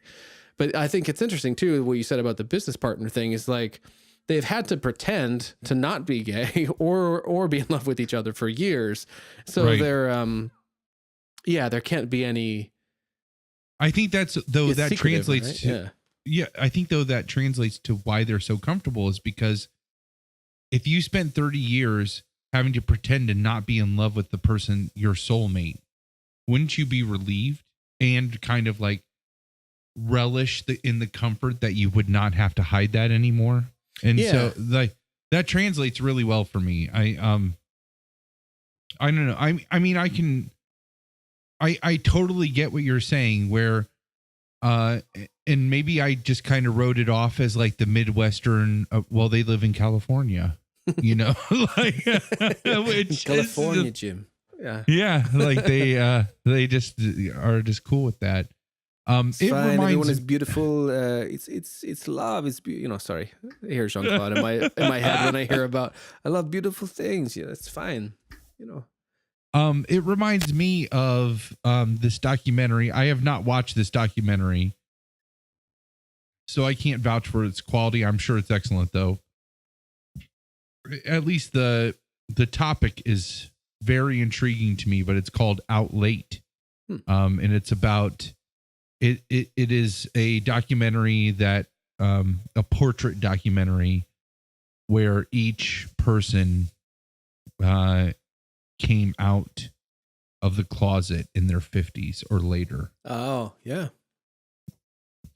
So it makes me almost wonder if like maybe that documentary might have been the inspiration because they're both on Netflix and oh yeah, their algorithms. Yeah, like their algorithms. This is a Netflix show, like, right? Yep. So oh, that's so crazy you say that because all those pairings of like what would viewers like to see? Well, they'd like to see Jane Fonda and Lily Tomlin together. They would watch it. They would watch a show that starred Jane Fonda and Lily Tomlin, where Martin Sheen is gay. Yeah. Like that, I don't doubt in my mind that their algorithm could have spit that out. Like oh, and a homosexual Martin Sheen, Lily Tomlin, and Jane Fonda. Yeah. If you can get all three of those things, you got a winner. You throw in Sam Waterston, who's the one I was the least familiar with. Sam Waterston. First, I found him kind of like he kind of bugged me, but this is where we start getting into the like insensitive talk. I think if we start discussing who we felt was the most effeminate. Oh no. He's just his general affect was just kind of odd. I think he would be. Like I think Sam Waterston is definitely the like he definitely. I feel like. Is he playing that up a little bit? Is the cam of that? Okay. Oh, you know what I mean? Sure. Like, no, that makes sense. I haven't seen him in enough to know. So just yeah, very that makes sense. Just very dramatic. I think is that an appropriate term? Just very dramatic. There's something like pronounced about his mannerisms and stuff, and I thought it was just the actor, but maybe it's the actor's choices. Okay. Yeah. But I've really come around Martin to Sheen to is like definitely him. Like the who's the other character from Modern Family? Like I guess the Mitch. He'd be the Mitch. Yeah, just like very even keeled. So yeah, I love it. So the episode, I don't know how far you are in the series, so I don't want to not too terribly. Yeah. Well, if Lily Tomlin and Ernie Hudson do date, well, Coach is in it. Jane Fonda's dating Coach, for the TV series, not Coach Taylor from Friday Night Lights, but hey, Dauber. Yes, that Coach. Yeah. So that's about as far in as we are. Yeah, I don't want to spoil, and I don't know enough about that show. I shouldn't like that. I would even feel comfortable bullshitting a conversation about it. But I know what I have seen. I liked, and you can correct me if I'm wrong, but I feel like if the show would have been made on a network in the 90s, it would be on TGIF. Like that. Like yeah, probably. But I think the reason I do like it so much is because it wasn't. It's ultimately like super. It's a lot of it's everyone in it. I think is what it is they're all just being honest in every way with themselves, with each other and themselves for the first time. And so the crazy things that come out of their mouths, chief among them, Lily Tomlin, who's actually kind of this way anyways. Like her character is very free spirited, kind of a hippie who never changed, like, and wears hippie clothes from the 60s and is right. But so she has always kind of said what is on her mind and been honest, but nobody else really has. Like Jane Fonda is super uptight, and the men were hiding the relationship and stuff. But that's the other cute thing is like the Saul character, who I was saying I initially didn't like too much, just because I thought, I don't know, his personality didn't click with me. But the more I saw him in the way that he's just sort of like, this is who I am and this is how I am, like, about certain things. And then I would see him both with that relationship, him and I wish I knew their characters' names. I know his name is Saul, but Lily Tomlin, who he's married to, like, he still very much loves her, and they would definitely have like buddy time and stuff, and they still are at this point where they're trying to reconcile that, and I mean, like, well, we can't really do this anymore in that same way. But then he's also that way with Martin Sheen's character, who at times gets frustrated with him, but at the same time, like, that's what he loves him for. So it's just really fun to see people being like, just embrace themselves in this kind of like fuck it way, and then to have them be able to say fuck it is really fun. Like, some of the offbeat humor in it is I think what made the bride pause and be like, oh, David would like this, like the crazy like combinations of curse words and stuff. Yeah, and I mean, it is an ensemble cast. From what I've gathered, it is a good show. It's a good show. Yeah, that's what I've been digging that for a while, but I hadn't brought it on. I've just been bringing podcast after podcast, and I had another couple of podcasts. I was just like, no, I gotta not do that for at least a minute. I like that. But yeah, so if you like that sounds good to you, then follow Netflix's algorithm and my recommendation. Check that out. That's it is new. And the little bit that I've seen, no matter how much shit I give Ash for watching it, like, it is worthwhile. It's a good show. So that's something new that I've gotten to see, as opposed to just all the constant Bruce Lee movies. And something new that I'm reading, of course, would be my Stephen King fix, which currently coincides with our book club right now. Yeah. Man, how about that last reading assignment? Crazy, right? Yes. There was some things that are starting to come to fruition that are hinted at earlier, but developments are very interesting. I'm gonna confess, I did not officially do my post-it book walk, because I thought, why not just do that book walk? Why don't we just do that together? So. What's that mean, book walk? Oh, well, that's what we did last time, where we kind of just walked through. Walked through the pages. Yeah. So, and I had Post-its on all the pages. I'm just going to flip through the book, and we'll sure. Yeah. Hashtag book walk. Hashtag book walk. That's a new phrase I think you coined. Yeah. So why don't, while we're getting ready to do that, can you refresh our memory at where we're at with the book right now? Yeah, I'll try to synopsize, which is not strong suit, but perhaps I can develop that skill. 5 minutes at most. So 6 chapters in 5 minutes. Like, it shouldn't even be that long. No, I don't even know if I can stretch that long. I was just gonna try to. So it's damn it. So a school teacher. Say LWSD. Yeah, say LWSD. Oh, by the way, if this segment in this podcast is brought to you by audible.com. LWSD. You have this really long L. Oh, yeah. For you listeners of LWSD. Because I think you're trying to remember what the next letter is. Like W. LWSD. Long walk. LWSD. Oh, I know. Yeah, it's our logo. It's our logo, for Christ's sake. What do you mean it's hard to say? You read it all the time. No. Well, yeah, but I think it goes through my head. W is tricky. And I knew someone once who was very particular about saying it's not W, it's double U. And double U. All I can think is double D, but double D. And now I'm thinking double about bra sizes. Oh, it's a mess. But the point is that for you listeners of the Long Walk Short Drink podcast, Audible.com is offering a free audiobook download with your free 30-day trial. Shit. To give you an opportunity to check out their service. So obviously we're recommending the Dead Zone. But yeah, if you want to get the book for free, or any other book, if we're doing a different book club by the time you hear this or what have you, or just want to hear something read to you aloud by a skilled actress or actor, go to audibletrial.com/LWSD to get that free book. So this book that we're reading, The Dead Zone, is about a school teacher, Johnny Smith, who literally an everyman. Yes, yeah. Is it high school? That's He something I was teaches high uncertain school, about. yep. Okay.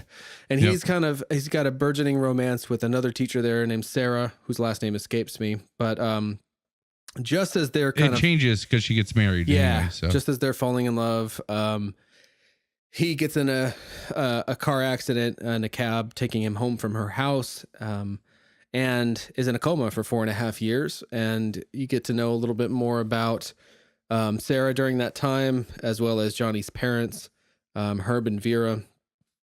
Herb is a salt of the earth kind of guy, and Vera is prone to kind of conspiracy theory, religious tinged mania. everything comes back to God with her. Yeah, yeah, But it is it's very tabloid God related and not yes, very much so. Not conventional religion.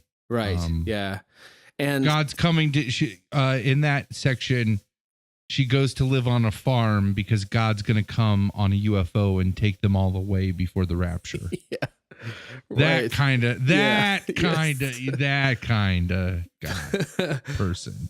But ultimately, Johnny does wake up, and when he wakes up, he has, and even before the night of the accident, he's kind of psychic abilities or premonitions. He can kind of see the future if he touches an object, or it's a little A person. Yeah. or a person, yeah, particular, but it comes through touch, especially. So when he wakes up, he's in the hospital after this coma for a long time. He touches the nurse, and suddenly he says to her that her son is going to be okay, and he intuits based on that physical touch that this knowledge that her son is going to have a serious operation and that it will in fact turn out fine. Right. So it really, I mean, that's And like I Vera said, it's pretty. swears it's like a sign, like God had, like it's a sign from God that he there's a plan. That's why he didn't die. She never lost faith. That she makes it a point to say that. Yeah, that's right. And that'll come into play more in this section. She never lost faith that he was going to come back because God has a plan for him. Unfortunately, Sarah did not hold that same faith, and about 1.5 years or so, or whatever. Or Herb, yeah. So Sarah eventually, she just thinks, like a lot of people, that he will never wake up, and so she gets married and has a kid, and in that time, in those 4 years, and Herb has got a lot to deal with because of Vera, and then of course his son being in a coma, and right at the point where he's thinking, kind of admitting to himself that he just sort of wishes Johnny would die, so that they could at least mourn that and move on. Johnny wakes up. So that's where we were at the end of the first assignment. There's also, we're introduced to a very unsavory character, Stilson, Greg Stilson, who we're introduced to early on, not by name, but when he's the traveling salesman selling like Bibles, right? Like engraved. Selling Bibles and his own tracts. Yeah. Because he makes more money on his tracts, his own tracts that he sells. Yeah. Than the Bibles. And those tracts are basically about the Jewish conspiracy that that the Jews run everything. Oh, I didn't quite catch that specific. Oh, yeah. Okay. Like Stephen King is very, very quick with his exposition. You have to it's on second or third times through that you catch a lot of it. That's interesting. Yeah. So we're introduced to him which is interesting because like Vera Smith would totally buy those things, which you absolutely this guy. Yes, exactly. That's a great connection to make. So, how about before we start getting into the next section that we start? So you're talking about you're talking about Greg Stilson and how we were introduced to him. Oh, he's the other character. Yeah. So we kind of run parallel, and that develops more in this section. Like these are the people you're following. Like you're following Johnny, but then Johnny's in a coma, so you get to know more about. So there's Johnny, there's Greg Stilson, and then we are also introduced to the Castle Rock Strangler. Oh yeah, sorry, I forgot about that because that doesn't come up in the second reading assignment that I just did. I don't think. No, it just in mentioning. I'm sure it'll come back around, but it helps. They use it to pass the time. You find out how many victims there are because there's one every year. Right. Yeah. And so you realize how long Johnny was in a coma because there was 5 victims of the That's right. Yeah. Castle Rock Strangler. So yeah. So there's that too, and it's just so that it stays in the forefront of our mind. These are the vignettes. So that's where we were at the end of the first conversation. And so then I gave the assignment for this conversation was chapter 7 through 14, right? Yep. And those were these were the questions that I had for you to consider while we were reading through these. So just to refresh memory before we start our conversation. And just like last time, we might not specifically say, so on the first question, this would be our answer to that. These are just to remind us to help steer this conversation. So how are the reactions to Johnny's powers effective and relevant compared to how they might be received today? What parallels exist in all the Stilson scenes we have had up to that point? So that's like the dog, Sonny. Yeah, we're introduced to Stilson as a salesman. He kicks a dog to death. That's like, that's how you're introduced. So the dog scene, Sonny Ellerman, the kid, and then the businessman is how we end this assignment, right? Isn't that the last scene of this assignment? Yeah. With Stilson, the with Lions the Club guy. Yeah. So what parallels exist in all of those scenes? And then for the reaction part, what thought comes to mind in thinking that Vera might have had some form of sixth sense also in knowing that, because ultimately all of her talk of, Johnny was put here for a reason. I feel like up to this point we're barreling towards that is correct, that this power is intended for something. So what's the thought that maybe Vera also had some kind of sixth sense and maybe did communicate directly with God or a God, her God, maybe. I don't know how to say that. She no Mother Abigail, but yeah. Right. So there's the 3 questions that we were left with before we got to chapter 7 through 14. So I'm gonna get my copy of the book. Cool. And get to chapter 7 here at the start of that, and then just start flipping through and just seeing what we see. Sweet. Right. That sound good? Oh yeah. I have, because I listen in the car. So a lot of times what I do is just kind of make notes at stoplights and stuff that are barely legible. And so I've got a few of those. Okay. And then there are times when I do mark up the book. There are a few like where it gets into like a really great bit where I'm like, I can't begin to capture this. I'm just like, look at the end of chapter 12. So I have some of that as well. But a lot of it tends to be chronological for me. Yeah, no, that's perfect. That's why a book walk is so good, because we just like, Is that something you've heard elsewhere, this book walk term, or that's an educational term. Sorry. I wanted it to be yours, but in my mind it will be. Copyright Palmer. Copyright Palmer. It's basically what you do at the beginning of a term with your students, where you take your textbook and you do a book walk, where it's basically you're going to learn how to use the textbook to your advantage, and that you're going to use through the class. Oh, that makes sense. Particularly with a textbook, yeah. All right. So we ended the first section, the first assignment with with basically Vera, Herb, Johnny are all in the hospital. Johnny just woke up. Vera is very self-righteous. Johnny and Herb are trying to basically bite their tongues on that. And that's Johnny's being real cool about it. Like Herb's like, don't you fucking say it, Vera. And then Johnny intuits that she needs to, and so he kind of lets her. And she's very excited because her boy obviously is back, and she can kind of take care of him while also preaching to him. Yeah. Right. So, and then chapter 7 starts. We are introduced right off the bat to our good friend Dr. Wyzak. Right? He is great. I love Dr. Wyzak. Yeah, and oh shit, those are the notes, of course, that I wanted. Oh, you need from those. You can get them. Yeah, from our good friend. I'm gonna get them while I'm getting these notes. The notes that I got from our sponsor, bookrags.com. Why don't we run that Book Rags promo again while I get these notes? Hey, Palmer here. Dave and I are so excited to be doing this Long Walk Short Drink Book Club reading of The Dead Zone by Stephen King.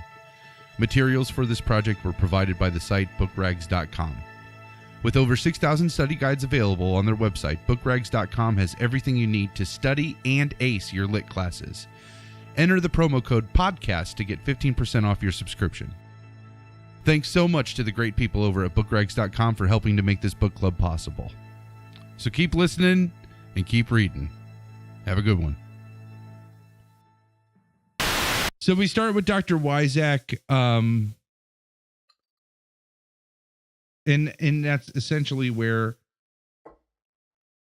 we realize that this is not going to be a storybook return, right? For Johnny. He's not going to get right out of bed and yeah, he's not like Sleeping Beauty. There's some medical hurdles he has to overcome. Yeah. So going through and looking at this, so Dr. Wyzak is working on him, and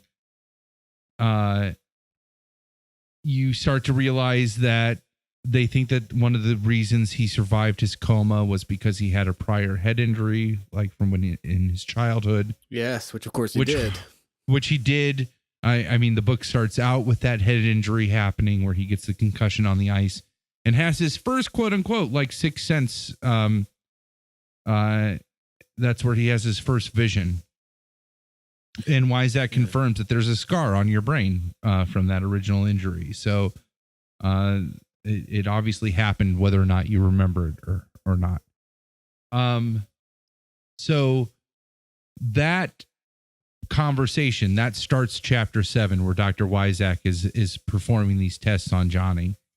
And in that, Dr. Wyzak comes into contact with Johnny. And this is where, I mean, up to this point, he had a pseudo vision about the car battery blowing up, right? Which nobody interpreted as a vision.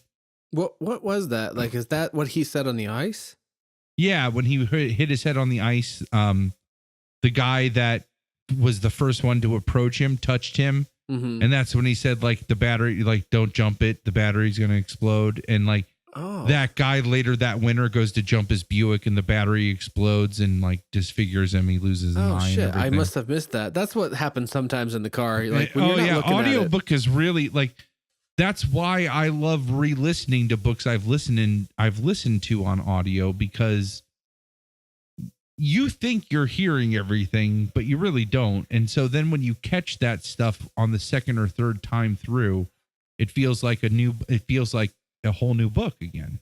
Yeah, and when we talked last week, I did look at the book and I realized that, like, in the very first sentence of the present day, like after the prologue and stuff, they lay it all out, like that evening in the Wheel of Fortune and the date at the fair with Sarah and Johnny was going to be bad. Oh, like, yeah. I missed all of that.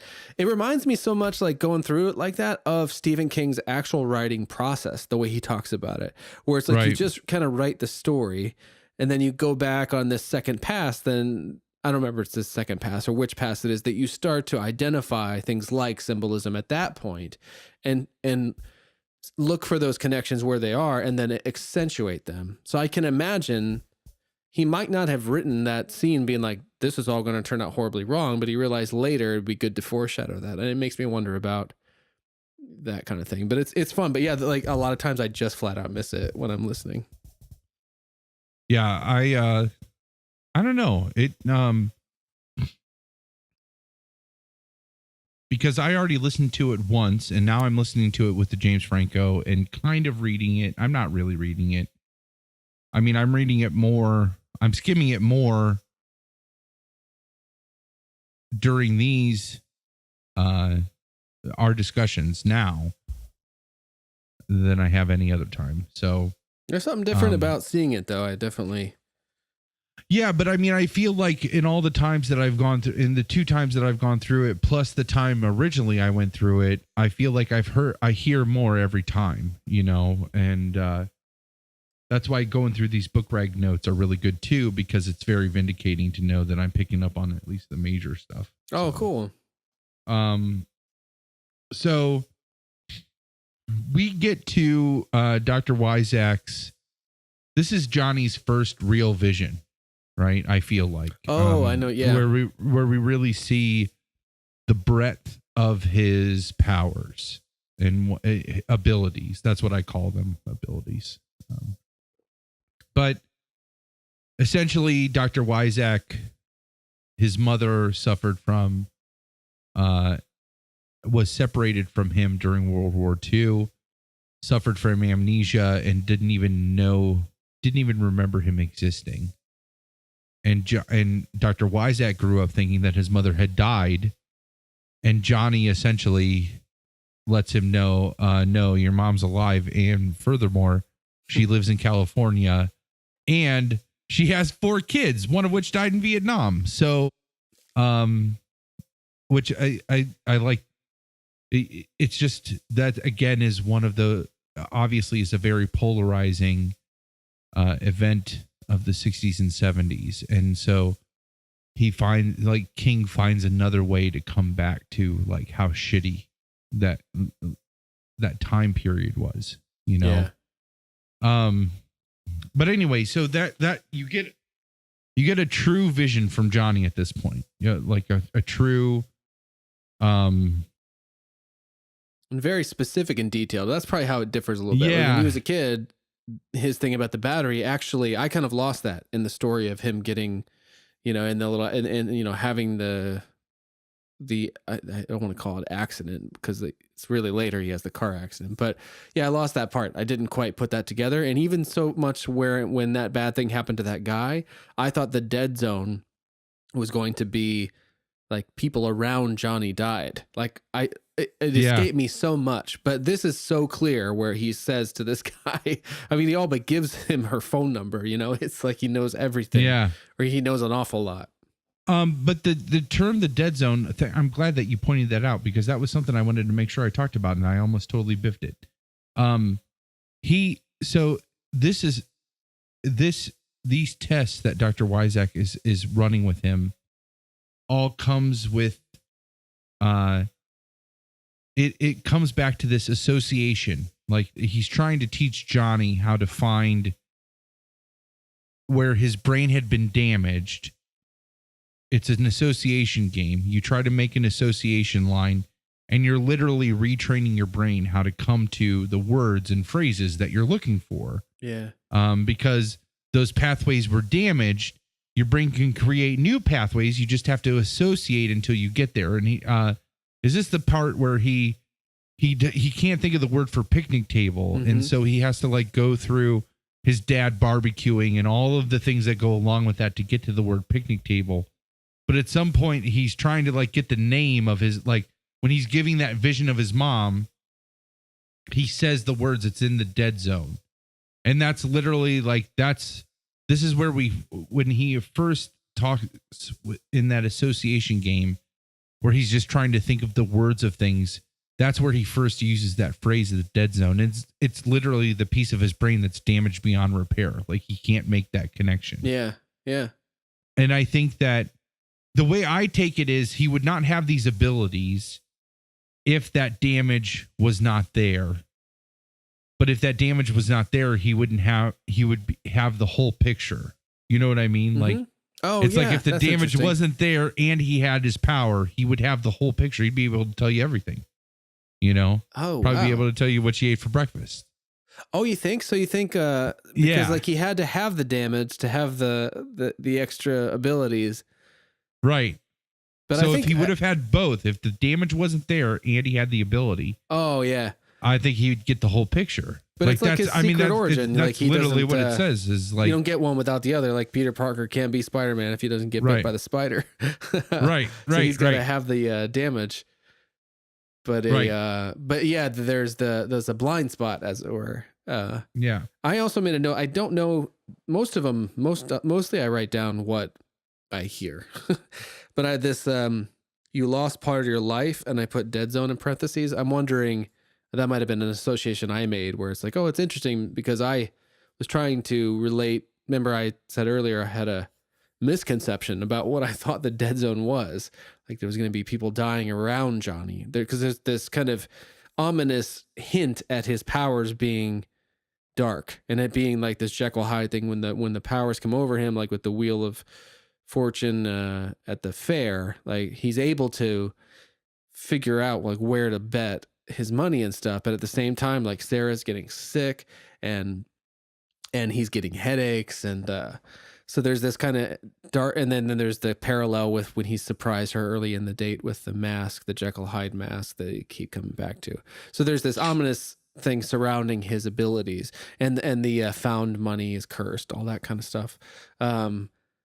So I'd been trying to figure out for myself as a reader, listener, and knowing especially that we're going to talk about it as a book club, like what is the dead zone? Of course, at some point he actually says it, but then I'm starting to realize like, oh, this is an especially good title because it extends to all these other things, like this time that he was, right.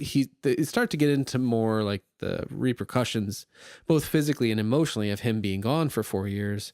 That's a kind of a dead zone. Like he essentially, this is a dead zone in his life. He lost 4.5 years. So anyway, that was a note that was kind of not necessarily linearly related to the plot, but that I had right there. That, and that somebody was reading All the President's Men. That comes later as a result of a conversation that he has. So his parents come to stay with him, right? And that's when you get like filled in with he gets filled in with all the history that happens, like the resignation of Nixon and Agnew and all the fallout from all of those things. And you get that overlay. And then that's when Dr. Wyzak comes back and lets him know that he checked up. His mother did exist, right? Like she was there. Yeah. And he didn't talk to her. Like, right? It's hard not to want to do that impression. I don't think I could do it, but Franco's Wyzak is fun. Which is actually pretty close to the original narrator's version of Wyzak too, which is interesting. I have to check that out at some point. So. But this is where so I feel like this is a big one to take away. This is where Wyzak says like some things are just better left alone, right? And, and we're gonna see that Johnny comes back to that conversation a couple times, even dealing with Wyzak, especially in the next assignment. We'll see that kind of get thrown back in Wyzak's face. So just watch for that.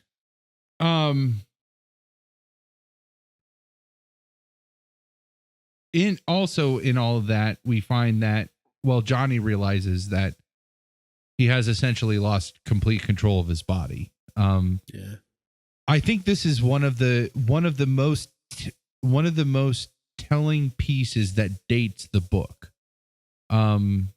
Because the impression that they give with coma victims is that there is almost zero chance for recovery. And you essentially are allowed to wither to death as a coma patient. What my take on somebody that's in a coma, it would be very common for them to get regular physical therapy to keep their body from atrophy, right? To keep their like. Would this have been period accurate, you suppose? Or I believe so, because I mean, Stephen King is very notorious for his research, but they talk about how this is groundbreaking treatment that he received, where he got regular physical therapy, but not even enough that he still like was in his what do they call that? Oh, pre-fetal. He's like in a fetal position, right? Yeah, because they literally, the tendons and everything would shrink up to the point, because they're not being used, that they would be in a person in a coma goes into the fetal position and then just essentially withers down and dies. To the point that they talk about another coma victim that had an autopsy done, and they had their brain, when they removed the brain, it was as smooth as a newborn's, like it had gone back to nothing. Oh, yes, I missed that. And so he was getting this groundbreaking treatment, which to me, that's what I mean, from what the limited I know about coma victims, that's what they would get anyways. But he was very special that he got that. And he still had to have that's where we start into these surgeries to try to get his tendons replaced. My major association with coma patients is from Hard to Kill. So Steven Seagal movie. I just picture him like he goes out, he grows like a long beard and lets his ponytail out, and then he wakes up and he beats ass to get out of the hospital. Yeah, no, that's not. Well, I mean, let's look at The Bride. Like, look back at Kill Bill. She's in a coma for 4 fucking years. Exactly. Same time as Johnny Smith. Same time as Johnny Smith, she's in a coma, and she spends 12 hours in the back of the pussy wagon, is able to wiggle her big toe. Are you fucking kidding me? Come on now. Oh man, doesn't that make you wish you were still a big toe? Oh yeah, yeah. You're still a big toe. You're probably still the only one, right? As far as I understand that story. Yeah, I think I am. That's not something you can Mr. lose. Peterson. Yeah, Mr. Peterson's a big toe too. We should try to find him and see if we can get him to come on. Wouldn't that be awesome? That would be sweet. Yeah, I would love to talk to anyone be willing to talk to us. Yeah, we got to get our pal Twinkie back on though. When I exchange these texts, I'm like, oh, gotta talk to this guy. I'm telling you, he's our color commentator, man. That's like we gotta make that happen. It's so funny. I was laughing earlier when you were talking because it's not that way now, but there's a triangle in your microphone mount that was over your eye perfectly like an eye patch for a while. It's incredible. I'll try to tweet that out when the day comes. Awesome. So I was cracking up. It wasn't because of what you're saying. It's because you look like a pirate. That's awesome. I have this note. Let me know if I'm going. Hopefully, I'm not going too far go ahead. Go ahead. But, he says the wreck was my warning, and I ignored it. And he's talking about going through like 4 years of magazines just to figure out who died. He's like, Jimi Hendrix died. What the fuck? Yeah. Oh, yeah. All that is. Could you imagine? Just like, let's think of the last 2 years that we've been through, because we've lost a lot actor-wise and musically. Yeah, shit. We just lost Chris Cornell in the last week. Fucking, I don't like. Jesus Christ! Don't even. That's so fucking hard. Like, it's really. I'm so sorry. I'm so sorry. I did not text you about that. Like, I don't know. I've never been really profoundly affected when a celebrity died. But there are some where I feel like I might be. Like, I think if Eddie Vedder dies, if Bono dies, like, I might be in trouble. But I didn't have a real relationship with his music, though I did have a fondness for him in general. It's the same thing as Stone Temple Pilots, who's their lead singer. Oh, Scott Weiland. Yeah, he was in the last few years ultimately too. Yeah. It's not like I was beating down the door to go to a Soundgarden concert. Like, Chris Cornell was on the soundtrack of my life. Like, they're like, absolutely. Yeah. Like Super Unknown, that album is like, seriously, in the Temple of the Dog album, both of those. Like, those are on the soundtrack of my life, you know? Like, Say Hello to Heaven? Come on! Yeah. Jesus Christ! Yes, sir. Like, make me cry like a baby right now thinking about that. And so sad he was singing that to his friend who died young. That whole album, and it sounds like there was just a bad combination of a prescription drug. And an unfortunate that just pushed him over the top, and that's again. Oh man, yeah, fucking hard. Yeah, and another like shitty side note, I had heard rumors that they were going to reconvene and record a second Temple of the Dog album later this year. Oh, that makes perfect sense, because they just toured that. They never toured as Temple of the Dog. I mean, Temple of the Dog is essentially Pearl Jam with... It actually is Pearl Jam with Chris Cornell singing. With Chris Cornell singing, I mean, it came full circle to where that drummer in Temple of the Dog wasn't initially Pearl Jam's drummer because he was in Soundgarden, but by 2000 he was, and has been ever since. Matt Cameron. And so hard. Sad. He's such a Well, But I mean, could not you for nothing, imagine- but like he's a super goddamn handsome dude. Like, Yeah. when I picture it right now, like I'm picturing him in he the Pearl could Jam sing documentary. in 4 octaves. And Like, it he wasn't could even sing- hard for him. Like, No, they posted WTF, the Mark Maron podcast. He talks to all these great people over the years, and when somebody passes away, he'll repost his interview with them if he has one. And so he reposted his interview with Chris Cornell from 2014, and it was like I found myself really liking him in that conversation, as I did. Like, I basically picture him in the Pearl Jam 20 documentary where he's talking about Andy Wood and stuff, and he's kind of emotional and like devastatingly handsome and talented. Well, he's talking about Andy Wood but he's I don't know, like it's a bummer. It's a bummer to say the least. And so it'd be fucked up to wake up from a coma and be like, your girlfriend is married with a kid. Your rock mom's idols fucking are dead. crazy. Your mom is fucking crazy. Your dad like hurt himself and is fucking destitute because, oh, by the way, you got $250,000 in medical debt, which, by the way, in 1975 money equates to 1.3 million in today's money. Holy shit. Just so you know. I did not know that. Of course I didn't know that. Yeah. So I looked that up because that's something you need to know. Like, that's a lot of fucking money. Yeah, that's starting to come into you play learn all that later. shit. So just imagine, just imagine all the people that we lost in the last 2 to 3 years. Leonard Cohen, And then Prince, he goes through. Yeah, and he Howard goes Booth. through and he finds all that out in a matter of hours. Yeah.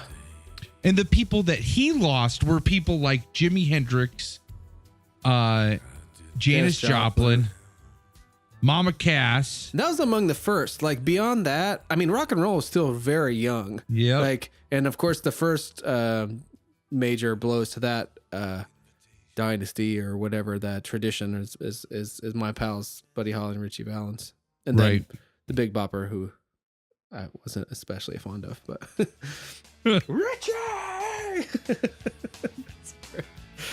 You know I made Hello, two hello. La Bambas, right? Yeah. And many Buddy Holly tapes. So, Oh, so anyway, that's so but awesome. but those folks were gone before I knew about it. So yeah, but that was that kind of thing, and that was a big wave of like we're having now. A lot of folks died young, and he's like he's catching on to that, and he's like, what the fuck with the Nixon and everything, and Sarah's getting married. So he's got a lot to process. And he has his first surgery, and Sarah comes to visit all him. these painful and, surgeries and it's just like every time I feel like Sarah comes in the picture, it's just like a fucking knife in the heart every time. And I think that's what it's supposed to be. Like, it's supposed to be fucking traumatic every time she's around. There's a great he says it, I don't know if I wrote this down, but I definitely made note of it, where he talks about it at a certain point. It's kind of his thinking voice. It's not like something he says out loud, but the to him, they were just getting together, and it's been like 6 months maybe since he's been awake, and she's that's the distance he has from that night where they both like professed their love and all this. And but for her, it's been 4.5 years and she's moved on. Like, but he literally like hasn't had that amount of time. So the emotional sort of inertia of that relationship and him as a person, like his emotional trajectory is keeping going. The night that he got in the accident, which was they had just professed their love to each other. Think of the first time that you and the bride both said I love you, and think of where your heart was for the next month. After that. That's what he's still feeling. I know what, that month after Ash and I finally admitted we loved each other, man, that shit is like, you're on cloud 9. You know? And they had just gotten to that point after this kind of tentative courtship, and we know that she wasn't necessarily super into him because she's still hung up on this asshole. And so for him, that was very recent, that change. But he has to process the fact that for her, it was a long time ago. But that's the interesting thing too, as well, is that they haven't gotten into it too much, but there's a kind of a moment frozen in time as well. So even though he's been asleep, it's almost as like that yeah, she's had all of this actual time to move on, but I think when she sees him, she reverts back to that time a bit as well. And that's what I think makes it especially hard. Fucking shitty on her part. Like, yeah. Because she's had the time to process and to move on, she needs to be the bigger person in this situation, and I don't think she does a very good job of it. And we'll get we'll talk more about that. I feel like that's going somewhere. I haven't quite witnessed it because you got real mad. Yeah. The next assignment we'll talk about that probably more, but let's move on so that we're not spending 3 hours talking about these 6 chapters. So moving on to chapter 10, that's where we start. Ooh. We're coming into Vera.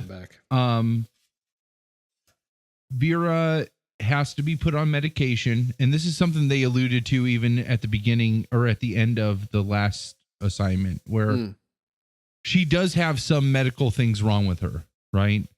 Her blood pressure, she put on a lot of weight because of the stress of Johnny being sick, et cetera, et cetera, et cetera.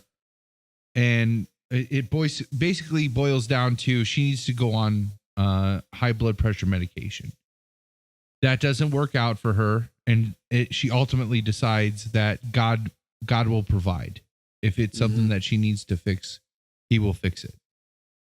And that's kind of where it's left for a long time. It's kind of like, again, Stephen King has this way where he does not sugarcoat his foreshadowing. He kind of just comes like he says these things where he's like, and the next time that they would all be able to reflect on this, one of them would be dead.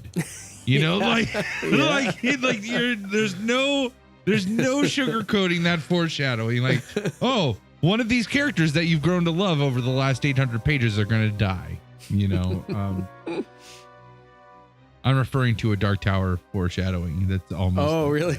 Yeah. I mean, I do already recognize the potential for that kind of thing. And then, like I said, I just missed it. I wouldn't miss that one maybe, but maybe I would. You just get kind of lost in the story and you don't realize that he just told you everything that's going to happen in one sentence. Yeah, absolutely. And so, so she ends up deciding she's not going to take it. God will provide. And Dave, so we get his first reporter, right? Oh yeah, he ends up having a kind of a go-to guy later, where he's like, "Give me that guy again." At least I know him. Well, we might have skirted over something. Let me double check. Yeah, I'm sorry, I don't have many chapter markers, and I'm realizing that I probably jumped ahead a little. Oh no, we're okay. So the reporter comes to get, because he's just coming on the story that he found, like Dr. Weizsack's. The nurses talked, right? Like he had heard that he found Dr. Weizsack's mother and wanted to know. And Johnny was just like the guy wanted to make money, but Johnny was just over. He's like, listen, dude, I don't have these abilities. And so Tank is down by my feet because it's storming and oh my gosh, I'm his protector. His thunder buddy. Yeah, I am totally his thunder buddy. Yeah, Maggie. I do not exist. If Ash is around, I don't exist unless there's something scary. And then it's like, he's like all dad all day long. Oh, there's thunder, all dad. Let me climb. Like, let's cuddle. Loud truck goes down the road and bangs. Oh, dad, come on. Let's hang out, buddy. Like, so the reporter then, the next scene though, like he's like, dude, I don't have any powers. And the next scene, he's with his physical therapist, right? Exactly. Like, and the physical therapist touches him and he's like, listen, this is the scene that is all, like, I picture when I picture the walk-in scene.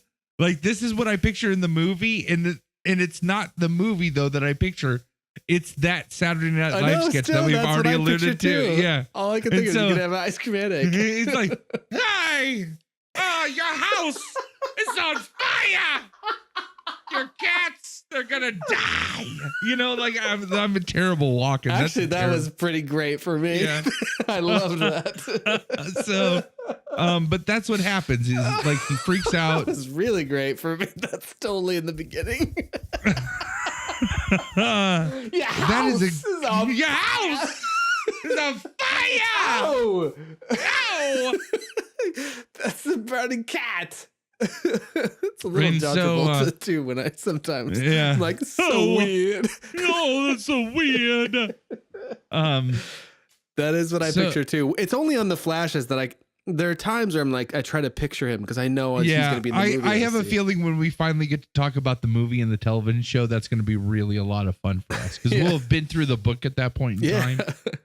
Is the television show kind of faithful to the book, or is it really loose? No, not at all. It's really, really loose. I mean, because they like turned it into like 2 or 3 seasons of like even a 10 episode at an hour an episode. That's like 30 hours. There's no way they would have burned through the book in that time. Yeah, that's what I figured. I didn't know if maybe they took a more extended approach, but So he has this vision with his physical therapist where she touches him. He pictures her house on fire. Ends up like calling the fire department. Fire department gets there. Yes, the house is on fire. And all the nurses at this point, there's a ton of nurses that all see this whole exchange go down. And there's no way that they're hiding this. And so because of that, then Dr. Wyzak decides that he should like hit it head on, right? Like they should have a press conference, right? And so that's what they decide to do. And that's where we're coming to like and this kind of ties back to the question, like the reactions to Johnny's powers. And I think this is and this is just hearkening back to, I really love this book. This book is definitely a 70s book. Like there's, even though it's the tail end, it's like 79 it comes out, but it was still written probably then. It is a 70s book, right? But there are definite things which we'll even get to in this, but I feel like even this reaction, this proves that like nothing really changes, you know, like the way he's going to be exploited. Some people want to exploit him. Most people doubt him. A few people really, truly understand what he's capable of and feel sorry for him. I just think it's really accurate. And it's great to show that if this were to happen in this day and age, that I feel like this piece is almost exactly how it would go, you know? Yeah, it's interesting the way, I mean, the reaction would be the same, but the means might be slightly different, right? I mean, of course, there would be probably the press conference thing, but in our world, I was thinking about that in terms of the question, and later there's more about the tabloid type angle, but I feel like tabloids, while they still kind of exist, is more like clickbait now, type things, which, so I was trying to think about the mediums and how they might be like, you know, there wasn't I don't know if Dr. Phil is still on, but those kinds of shows. And of course, social media that didn't exist at all. It was all sort of traditional newspapers and stuff. Yeah, it's hard not right now. It's hard not to picture any press conference and not see. Trump, right? Yeah, or like what Sean Spicer. Yeah, which ultimately I picture more fondly as Melissa McCarthy. Oh, I can't picture Sean Spicer as Sean Spicer. I picture Melissa McCarthy as Sean Spicer. I wanted so much. I thought when they did that they were going to start doing the whole, like all of the people in that administration as women, because that would fucking kill them. Oh yeah, I really wanted that to happen. They do the it a Rosie little bit. O'Donnell like as Steve Bannon thing, I thought that was actually going to happen. So did I. Yeah, and I would love to see. As much as I'm happy with what Alec Baldwin has been doing, I would just love it if they took that route, just because of how much it would obviously devastate that dipshit. You know? Oh yeah. So yeah, but that's what I ultimately picture in terms of a press conference. I'm just waiting for like the thing to roll forward. But what are you doing with your battle song in the PBR there? Okay, so a few things. First off, this is not a battle song.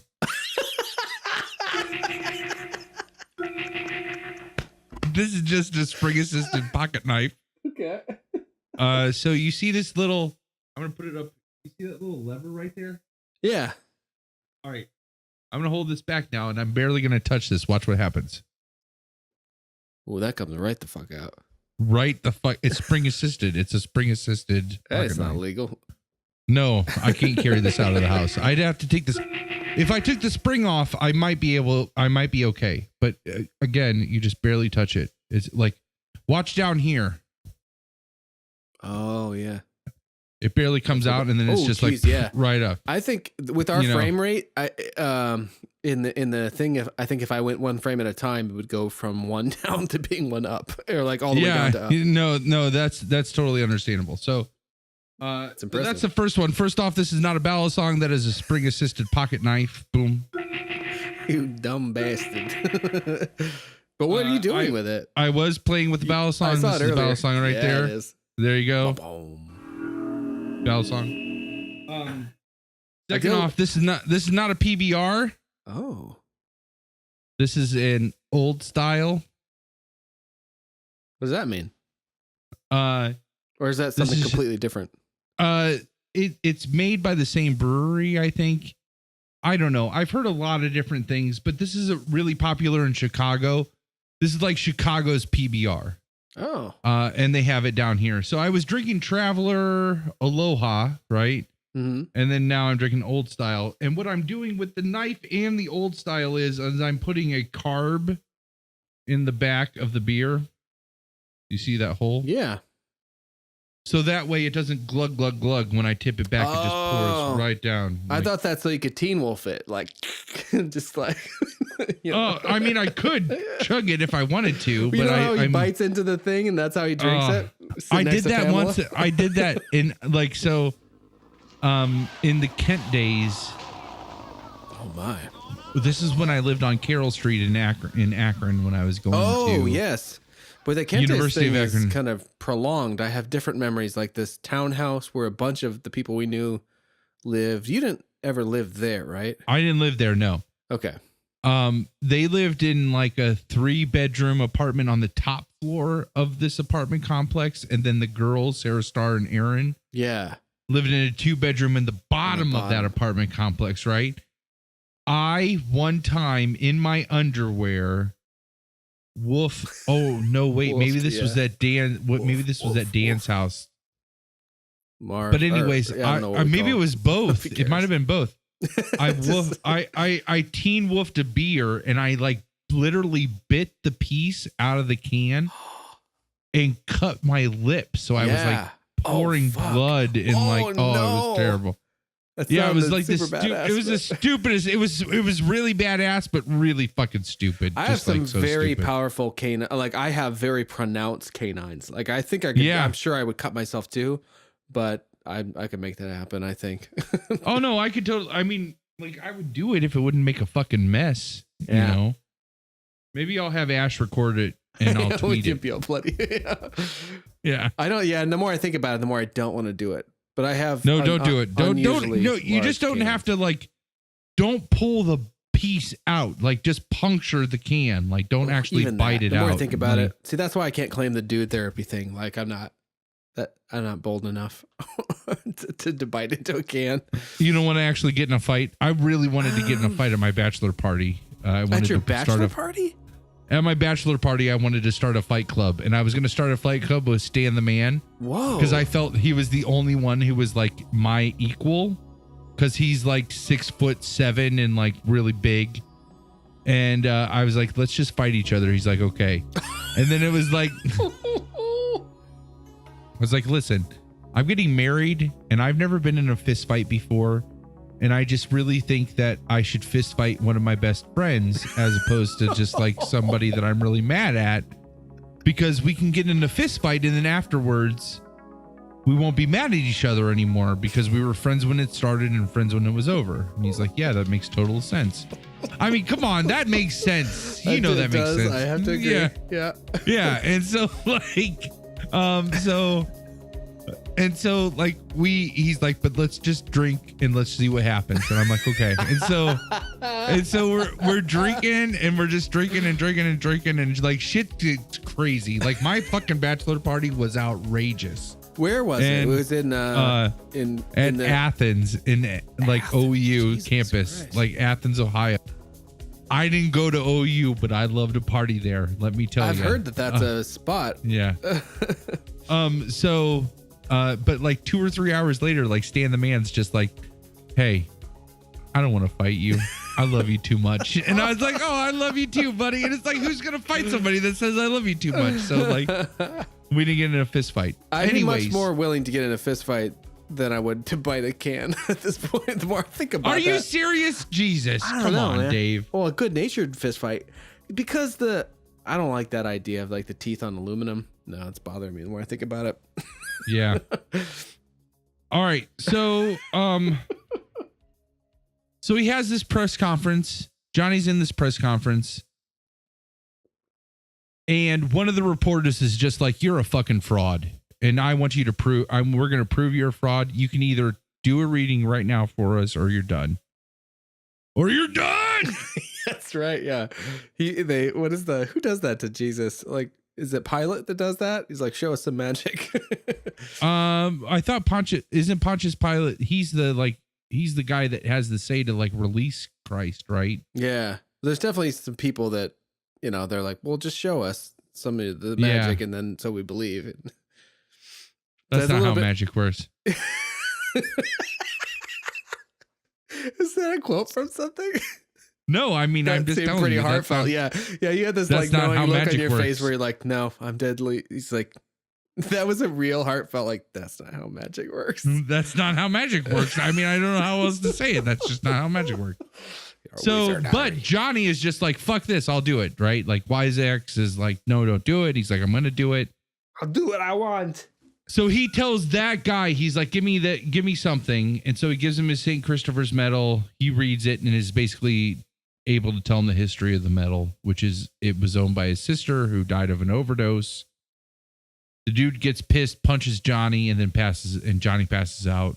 And that's his second like true reading. Like he is able to connect with that object. Yeah, that was very thorough. Like, cause he had the nurse who he told about the son, but that was kind of vague. Like, your son's gonna be fine. But then he tells Wyzak about his mother, and now he tells this guy about his sister in much more detail.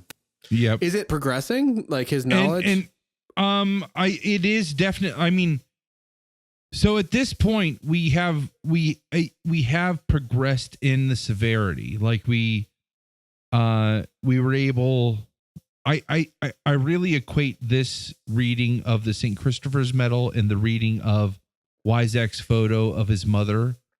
I equate those. They're about the same, right?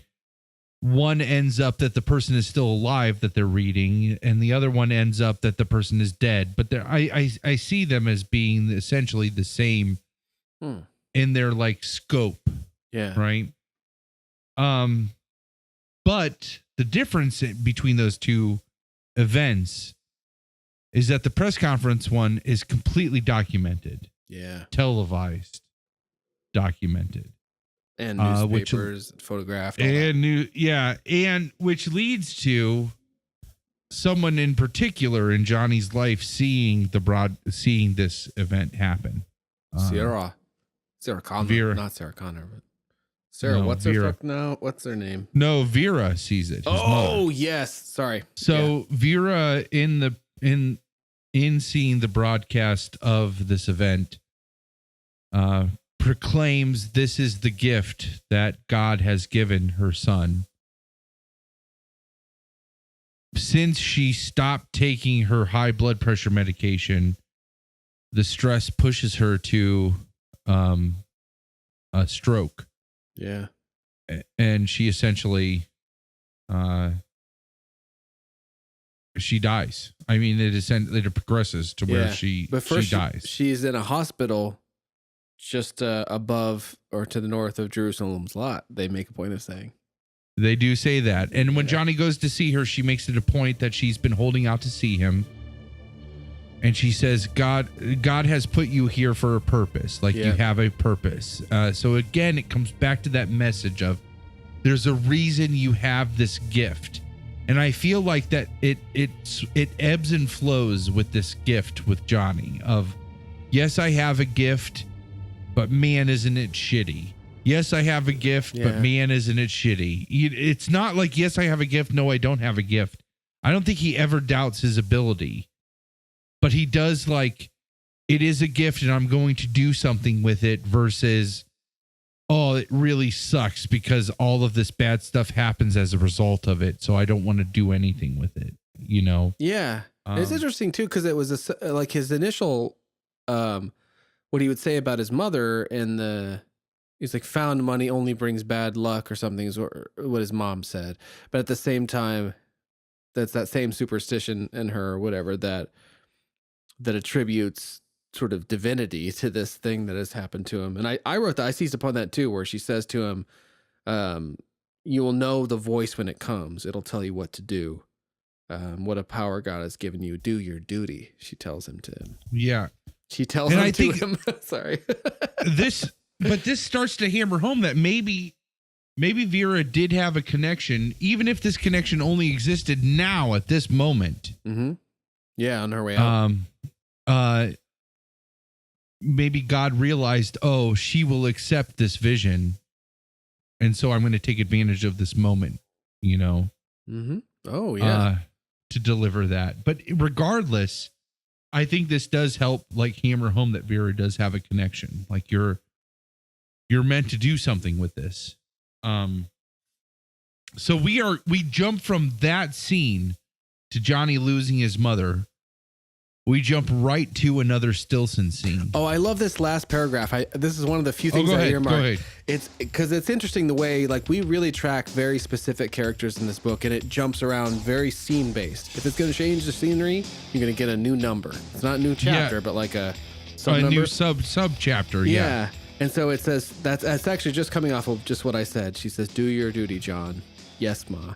And then in the last paragraph says, this is the last paragraph of chapter 12. It was the last time he ever spoke to her. She died at 5 minutes past 8 on the morning of August 20th. Somewhere, I think that's my anniversary. That is my anniversary. Yeah. Oh, shit. Yeah. Marriage anniversary. Yeah. Somewhere north of them, Walt and Sarah Hazlitt were having a discussion about Johnny that was almost an argument. And somewhere south of them, Greg Stilson was cutting himself some prime asshole. Oh my gosh. So we come to Greg Stilson, right? Yes. And at this point, like every vignette we have had with Greg Stilson, we come right into him dealing with another entity, whether it's a dog, whether it's biker, the biker, whether it's this kid, this nephew, whether it's the businessman that we'll talk about in the next time we see Greg Stilson. It's always him dealing with, it's always him one-on-one. Yeah. Yeah, that's your question, right? What's the parallels that exist in all these scenes? Right. It's always dealing with an entity that that underestimates Greg.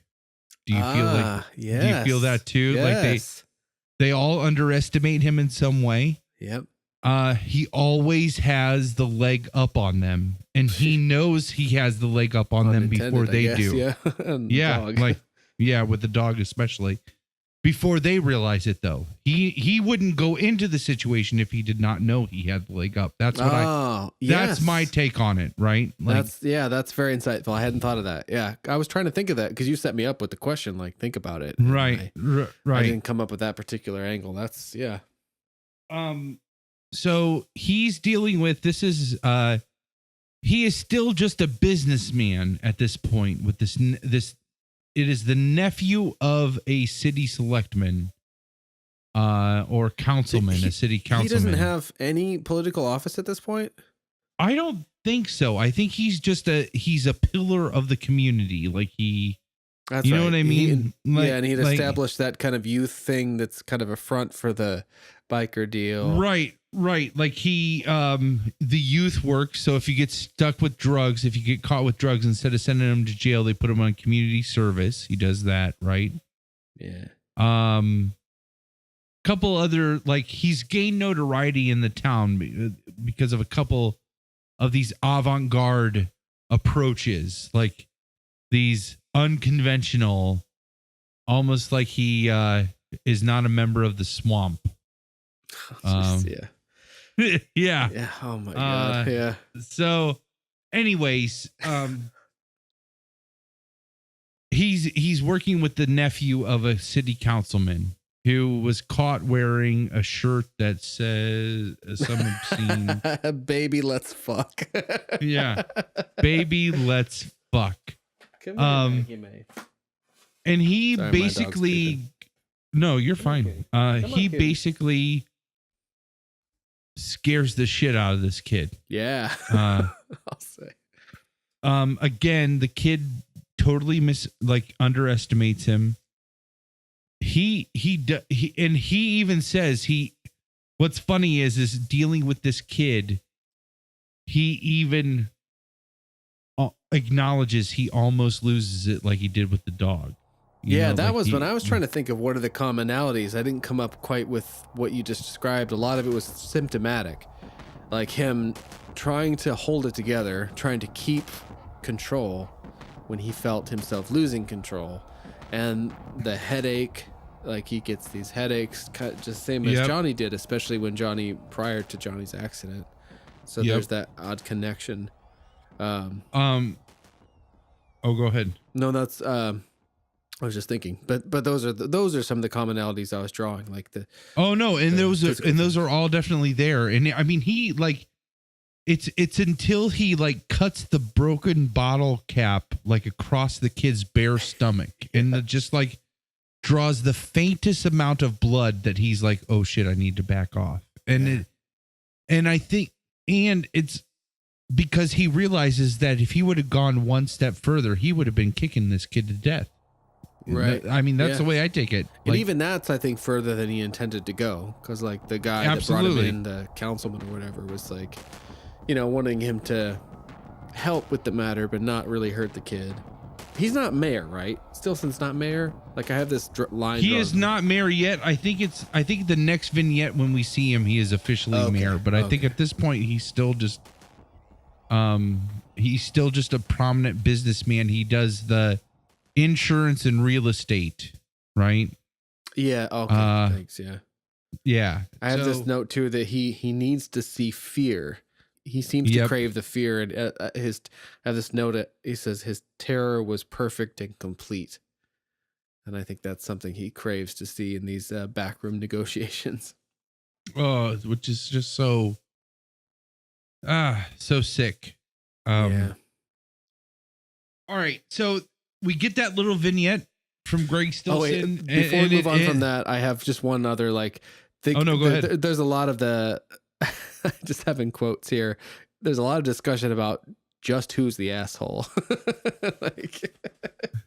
So with that whole thing that sets up the scene about Greg Stilson was cutting himself some prime asshole, he has a real conversation with the kid about who is the asshole here. Is he the asshole, or is Greg the asshole, or is Machine the asshole? That's another Muse thing as well, where there's a joke in Jay and Silent Bob Strike Back where Jay is dictating to Silent Bob a message into the internet, and he's like, tell him, you are the ones who are the ball lickers, and he's trying to get back at him on a message board that comes from some interaction in real life. Shit, we'll feed you our shit made out of your shit. Yeah, I know that. But do you know that the origin of that reaction was, I guess Kevin and Jay were on the street somewhere and they passed somebody, and they get a pretty, somebody says something to them as they pass, and they get a good ways past them, and then Jay turns around and is like, you are the one who is the asshole. But that part was genuine and in real life, he had a delayed reaction or wanted to. So that's what I always think. But they had this debate about who is the asshole, and at a certain point, it you know, there's blood drawn and the kid's shirt is burnt and stuff. And he goes over the top. And I feel like he goes just as far as he did when he killed the dog. Like with this well, kid. not as far. I mean, he killed a dog. I mean, but he listen, he killed a dog, but he risked just as much, I think. Because if this councilman would have found out as far as he took it, like if this councilman would have found out that he's making deals with shady bikers in his office and he's torturing his nephew essentially in his back office, like he would have lost any ground that he gained. That's right. And it's not like the bride, when the bride kills, well, she's not Black Mamba, but she wanted to be Vivica A. Fox. Vernita Green. And her daughter comes in and the bride's like, if you still feel raw about it, you know, come find me. It's not that. Like the Stilson is like, you know, you best not think better of this when you get into college. And right. Like basically like, right. I will kill you if you try to right. come after me about this. Right. Yeah. He does not like to be called crazy, but I think maybe he is. And he doesn't like things standing in his way either. No. He's got, I had this other note too about that scene where he starts to talk about he's getting closer, feeling closer to his destiny, which is something he mentions in that first dog scene too, like that he feels destined for something that he's moving towards. And in his conversation with Sonny, he alluded to, I'm going to need your help at some point down the road, which again is yes. like is a hop, skip, and a jump away from talking about destiny, right? He has a plan. Mm-hmm. I think all of this alludes to the fact that he has a vision for where he's headed. Yeah. And he is a man that is patient and meticulous enough to put all the pieces in place to make that happen. He is. So just as fast as we come into Greg Stilson's life, we leave him again. And we are transported to dealing with Sarah and her husband Walt. And basically they get into an argument because he talks about how this scene is going to set up some foreshadowing that we're going to see in the next assignment. They essentially get into an argument because Walt makes the case that Johnny is milking this for every cent that he can, and he supports him in that he thinks that is, and Sarah takes great offense to that because Johnny wouldn't lie. That's what it boils down to. Yeah, he's just saying like, there's a book and writing about waking up from a coma, but that's only so much money. But if you're also psychic, then the sky's the limit in terms of what you can make off of this opportunity. And he makes it a point to make sure she understands, I don't have any problem with any of that. Like, that's okay. Yeah. But that it's almost an argument, then it diffuses. But I made note too of this whole thing with, because I don't know how it plays out exactly, but obviously Sarah, that's what I was saying before. There's this interesting thing where the relationship stops for both of them. Johnny's asleep for 4 years, but Sarah has to move on. But we kind of established earlier with her previous relationship that that's not easy for her to do in general. And she's kind of stuck there emotionally as well. And fuck Sarah. That's all I'm just going to say. Fuck Sarah. But she has so unfair. Yeah. Again, I can see where that's going. Yeah. Like so unfair. Like women just got to get their cake and eat it too. That's what yeah, there are dudes too, but we probably encountered more women. There are dudes too. There are dudes too, and I'm not trying to sound like, because I do not agree with like the men's right movement at all. Is that a thing?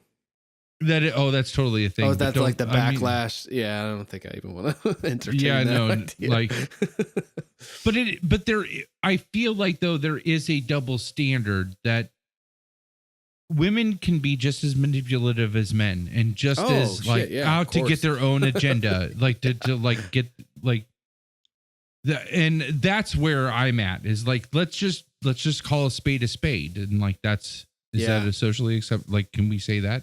I think so, right? Is that just a reference to the card?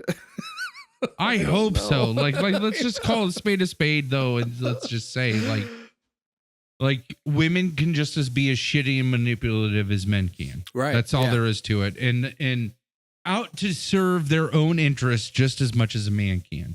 Somehow And- that's what I was moving towards too, as well with Walt, is that Walt is essentially, I don't know if he's actually a politician yet, but they refer to what they're doing. He's moving towards that, and you'll start Yeah. to see that. Like, I do love Stephen King's way of progressing time through character action, even sub character action, and that's one way. Like Walt's career is one way that you progress time throughout this book. Yeah, and there's that Two-Face thing again, where like the night before they're schmoozing with these people, and then that day at breakfast where he's besmirching Johnny, he's also kind of talking shit about the people whose ass he was kissing the night before. And there's this a kind of a, Sarah doesn't like that. Nobody really likes that.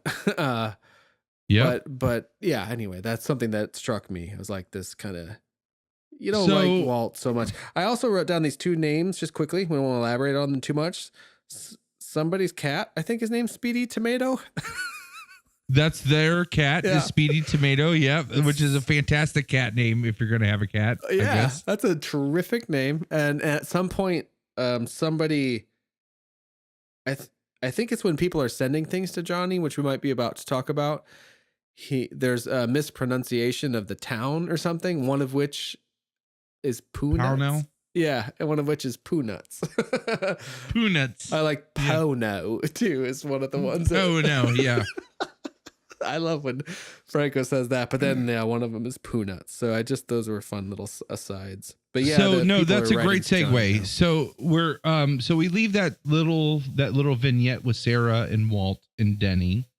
Oh yeah, and Speedy Tomato. Speedy Tomato. That's a fucking great name. That's a great name for a cat. So we leave all of them and we come back to Johnny, and he's living with his dad. His mother has passed. His one major piece of exercise that he get is walking the driveway, which is a quarter mile. How fucking long is that driveway? Jesus Christ, a quarter mile walk? Like, it's interesting. Remember we were talking before about Grace and Frankie, and I was talking about this friend of ours who is essentially Frankie.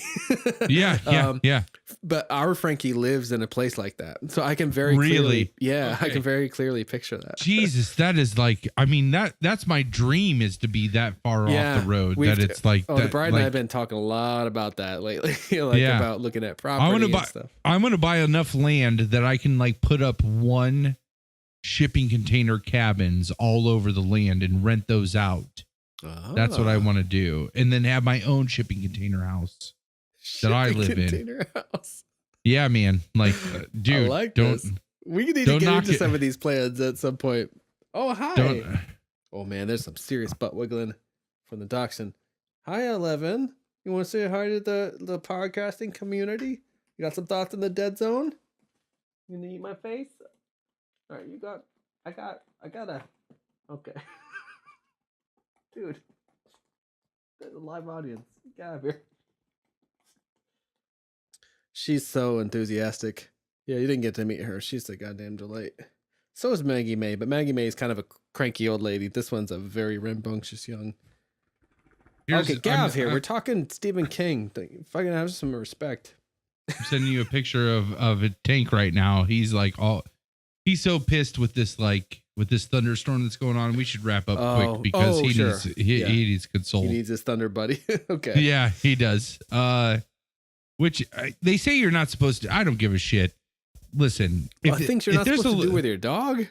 If there's a living thing that's like, please console me, I'm going to console it. They say not to do that with your dog.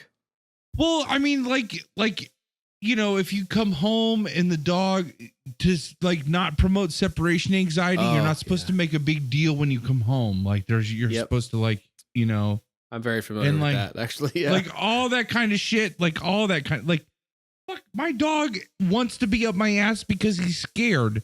Like I'm going to be like, oh no, you're fine. Go over there. Like go away. You know, like that's just shitty. No, we got the different one. Like Maggie's got those. Oh, poor tankers. Maggie's got the separation anxiety. So we have to ignore her just a minute for when you get home. Like, don't cater to her right away. But Elle, like, she just wants to eat my face when I get in the door, and there's no problem. She doesn't have separation anxiety, so I just let her. Yeah. Yeah. So, anyways, Gav here. I don't like you anymore. Yeah. Fuck you, dog. Fuck you, dog. I said nice things. Go away. No. Yeah.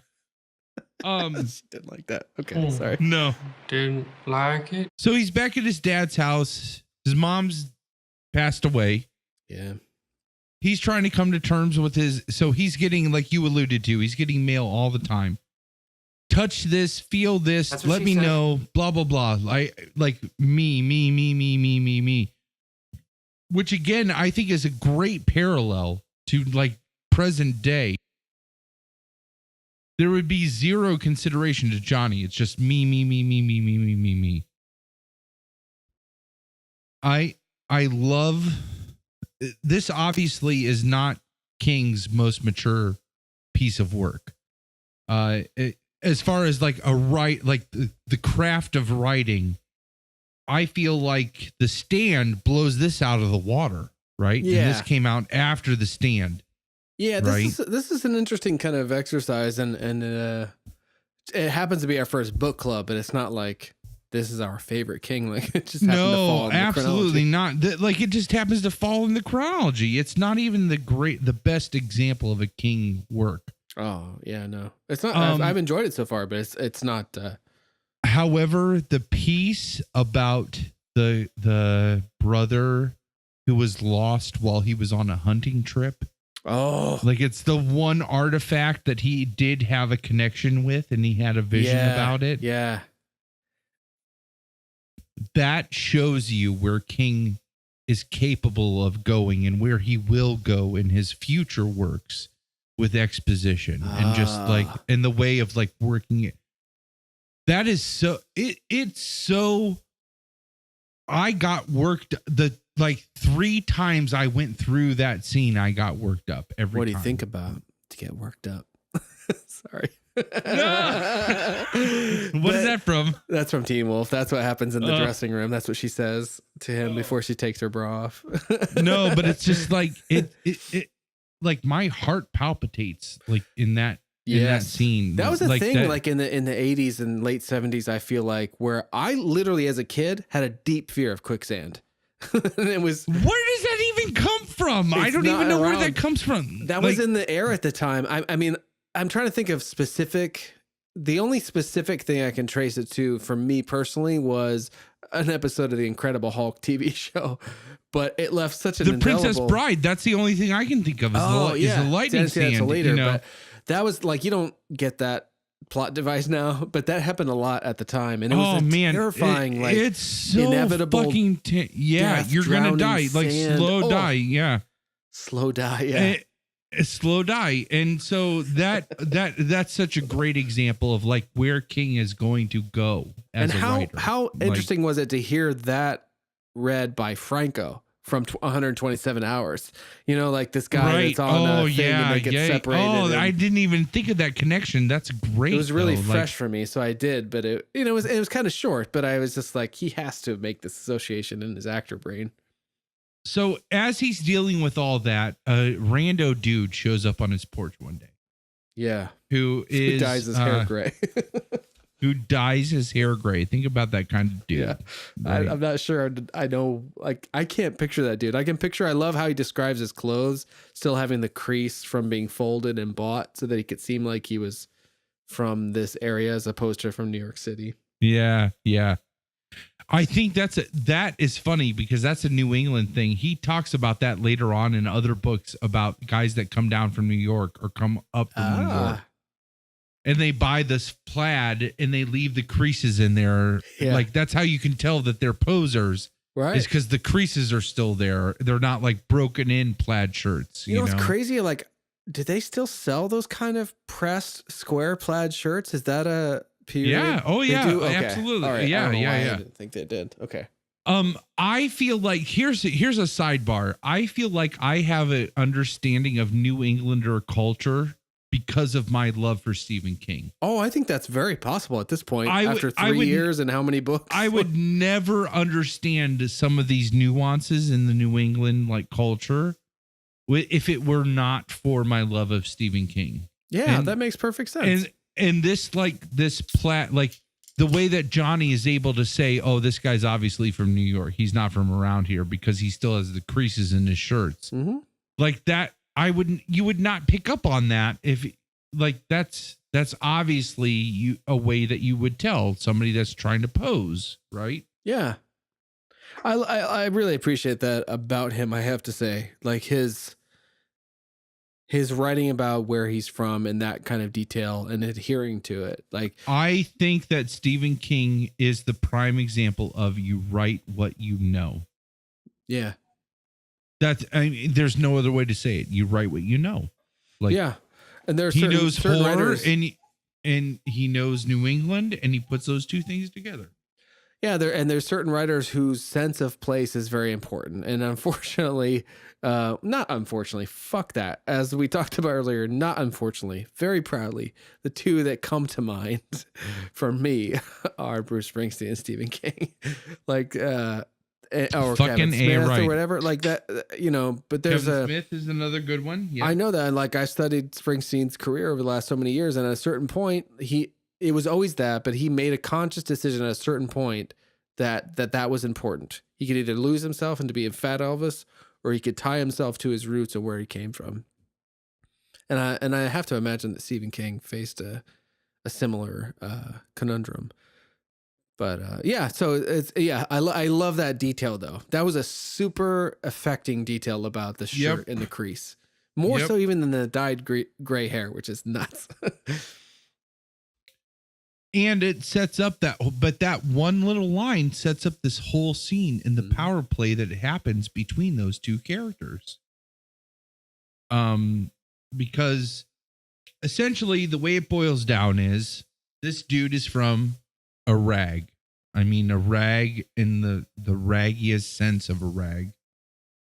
He represents a tabloid that even Johnny says, "Oh yeah, your paper is what's in the checkout at the supermarket," which is again this whole like cyclical thing. That's where tabloids are sold now.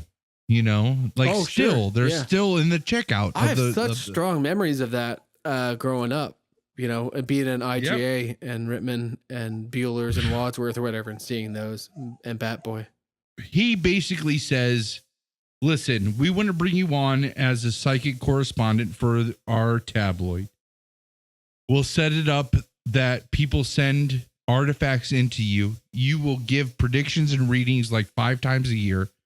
Basically, you do a minimum amount of work. We'll pay you a shitload of money, and you get to keep all the shit people send to you." Yeah, that's an interesting caveat. That was he seized upon that, and so did Johnny. And all of those things basically like turn Johnny's stomach, and he sends this guy off. He's like, "Oh yeah," he kind of freaks out. Like he gets really dark, and he's like wishes the guy's mother cancer, and he literally kicks his ass off the property and threatens to like go get his rifle. It's an interesting thing. He's so dirty. Well, and the guy is so sleazy about it. Like, "Oh, we'll write in a clause that you'll get to keep, like, of course we can't send anything back. They should only send but you'll be surprised what the people are willing to send. Yeah. And we'll write a clause in so that you get to keep any of it." Right. And just like, oh, it's so shitty. It's so shitty. And he starts saying, because Johnny's obviously uncomfortable with it, but he starts saying, like, "Well, you're going to have these expensive hospital bills." Yeah. He's really, and again, coming back to this 250, we've already know. Oh, yeah. Like Johnny's parents went into Hawk to pay for all this medical treatment. Yep. He's 1.3 million equivalent to today, 1.3 million in the hole, like on these medical expenses. Right. And his whole life is an upheaval. And his whole, and like tragedy after tragedy. He spent 4.5 fucking years in a coma. His mom dies 9 months after he comes out of it. And he learns that the girl he loved 2 hours before he got put in the coma married some dude, had a baby in the same hospital that he was in. Like, who wouldn't want to fucking shit on themselves? Like, fucked. Yeah, it's no wonder he turns on the guy, which is the mom. Guy's mom's so- cancer out of anger. Yeah, and but that guy's fucking mom should get cancer. That's shitty. My mom died of cancer. That's awful. I know, coming from you, that's something. He's a dick, this D. He Whatever is the a fuck dick. his name is. Anyways, I had So us going from that- there to Stilson. Is that that happens, and then Stilson is the last thing that happens in this assignment. And this is the last vignette. And again, it's just like every other instance that we've seen Stilson up to this point in time. Somebody underestimates him. They think he's crazy. As soon as he thinks that he's crazy, as soon as he thinks that they think he's crazy, that's when he gets his craziest. Yep. And he scares them so much that then he gets to do what he wants them to do. Yeah. And basically this comes down to he is getting ready to start his political career. He says he wants to run for the House of Representatives as an independent. So he is mayor at this point in time. Now in this vignette, Okay. he is mayor. He wants to run for House of Representatives. The banker is like, you're fucking crazy. Like, this isn't going to happen. And yeah, because as there's soon this as guy he- who's held that I can't remember the name, but like there's somebody who's been in that seat for years upon years upon years. And it's just kind of inevitable that they will always be elected. And he's like, no, Right. No, it's going to be me. I got a destiny. And so you're going to help me raise the money. And this is where we start to get This is Everything- where shit happens. Yeah. everything is all cyclical. It all comes back, right? I just need a little money to prime the pump. And that phrase, if you remember back, like there was a phrase that Donald Trump said this week that made the connection to this, and it was prime the pump. Like he had said just that? said, yeah, like, and he claimed the responsibility for creating that phrase, priming the pump. What? That's I invented so that. ludicrous. I came up with that, priming the pump. That was me. Maybe He that was said me that that? said that, prime the pump. Yeah. He's like the Gene Simmons of politics. Oh man. And so but Greg Stilson says that over and over again. I just need $50,000 to prime the pump, 50 grand to prime the pump, 50 Yeah. grand to prime the pump, right? There was so much in this chapter that I wanted to highlight. I highlighted a few things. I remember that one and a lot that came after it, but there was a lot to that phrase. It is There's the very, 50,000 very he wants to raise. Trumpian. It's It very really Trumpian. There's no other way to say it. Well, here's this one thing that I did highlight. Go ahead. It said Yeah. Greg drew in his breath. They're all gonna think I'm kidding. See, they thought Longley was kidding, but I'm not kidding. I'm building windmills. I'm gonna supply the building material. And oh wait, and you're gonna supply the building materials. Like Yep. this, he talks like that. Like, we're gonna build a wall. You're gonna build a windmill, and you're gonna pay for it. And I'm a fucking dickhead. Yeah. And I'm going to get all the credit for it. It's going to be me, but you're going to do it. Yeah. Like, It makes me Oh, wonder there's with that so many- orange motherfucker so in the many- White House, like how many bodies he has buried in dogs he's kicked Dude. to death, you know? dude, like it just gets so, the parallels get so much better. I'm glad that we're finally Or worse. like to the point that we can be like, oh, Stilson is Trump. Yeah. Just so you know. The whole thing, like Like- they're gonna think I'm kidding. When he wants the guy to raise $50,000, but he wants him to be his campaign manager. Essentially. And the guy's like, you're fucking crazy. You don't know how politics work. And that's where Stilson then plays his card. Oh, As soon as he hears you're crazy, and he shows pictures of the dude basically cheating on his wife. Like, it basically, again, it's the same scene over again. Here's a dog that would have been left alone, would have been fine. Stilson decides to pick a fight with it. The dog thinks that it can bite off a chunk of his cuff. Yeah. Stilson lets that happen just to prove, fuck you, I could kill you if I want to. Yeah. To get them to do what they want to do. He did it to the dog, all of that literally. Yeah. But then he did it to Sonny Ellerman, he did it to that nephew, and now he did it to this dude.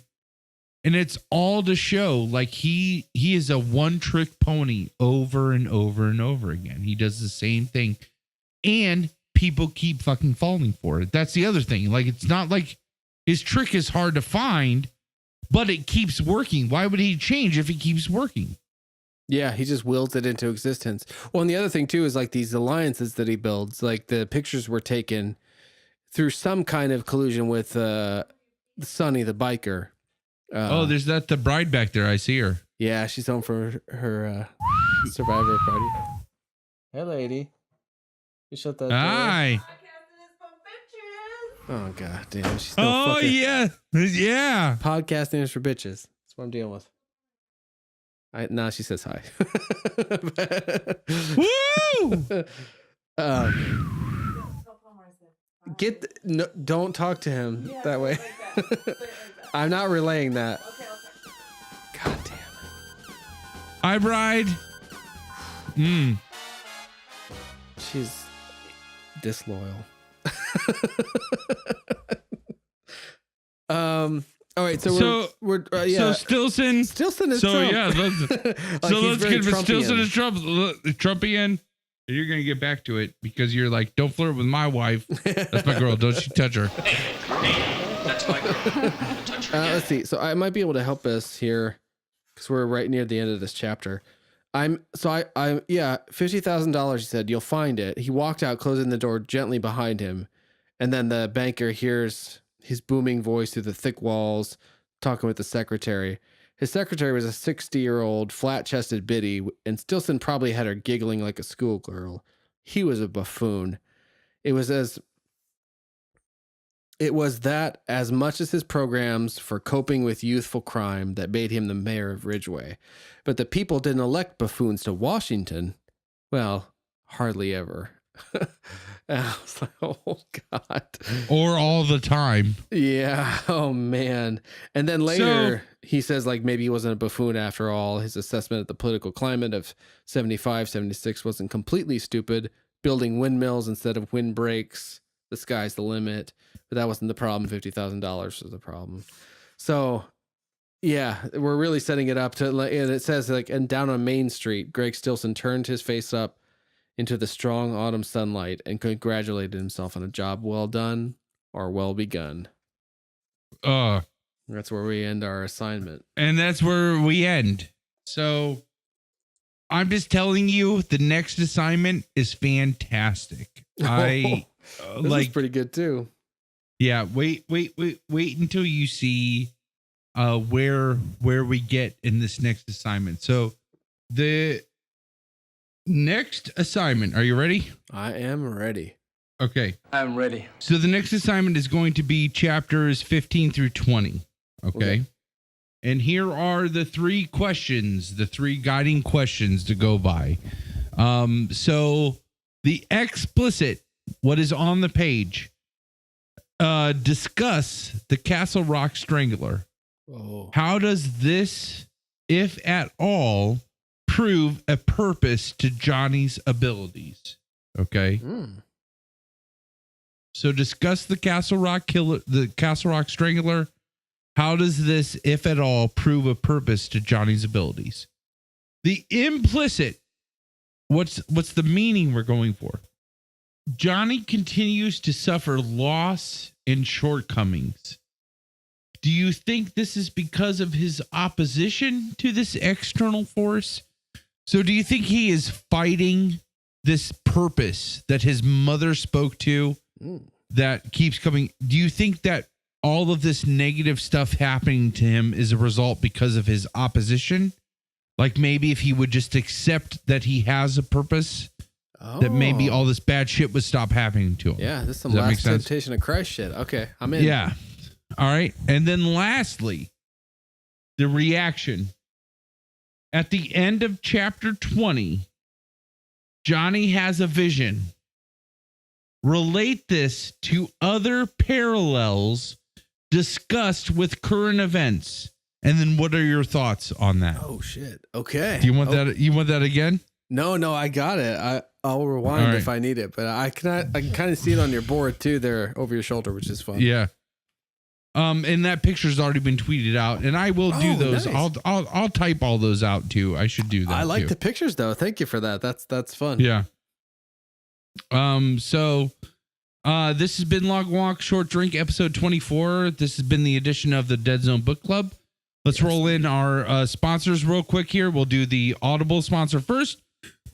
Go to audibletrial.com/LWSD for your free goddamn audiobook. Get the Dead Zone. Why Dead don't Zone, you yeah, follow along, yeah. you dumb fucks? Yeah, shit.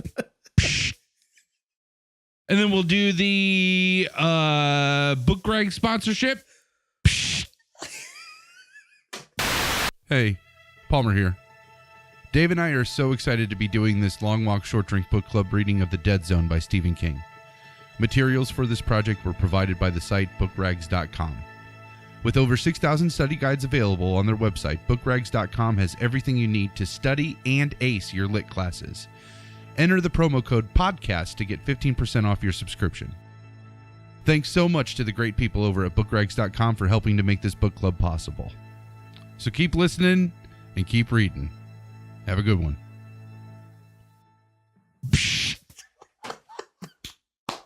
Outstanding. Dave, thanks a lot, buddy. Thanks for dude therapy. I appreciate it. Oh, me too. Thanks for coining that term. That is how I think of it. And this was just what the doctor ordered. Thanks so much. Absolutely, man. Absolutely.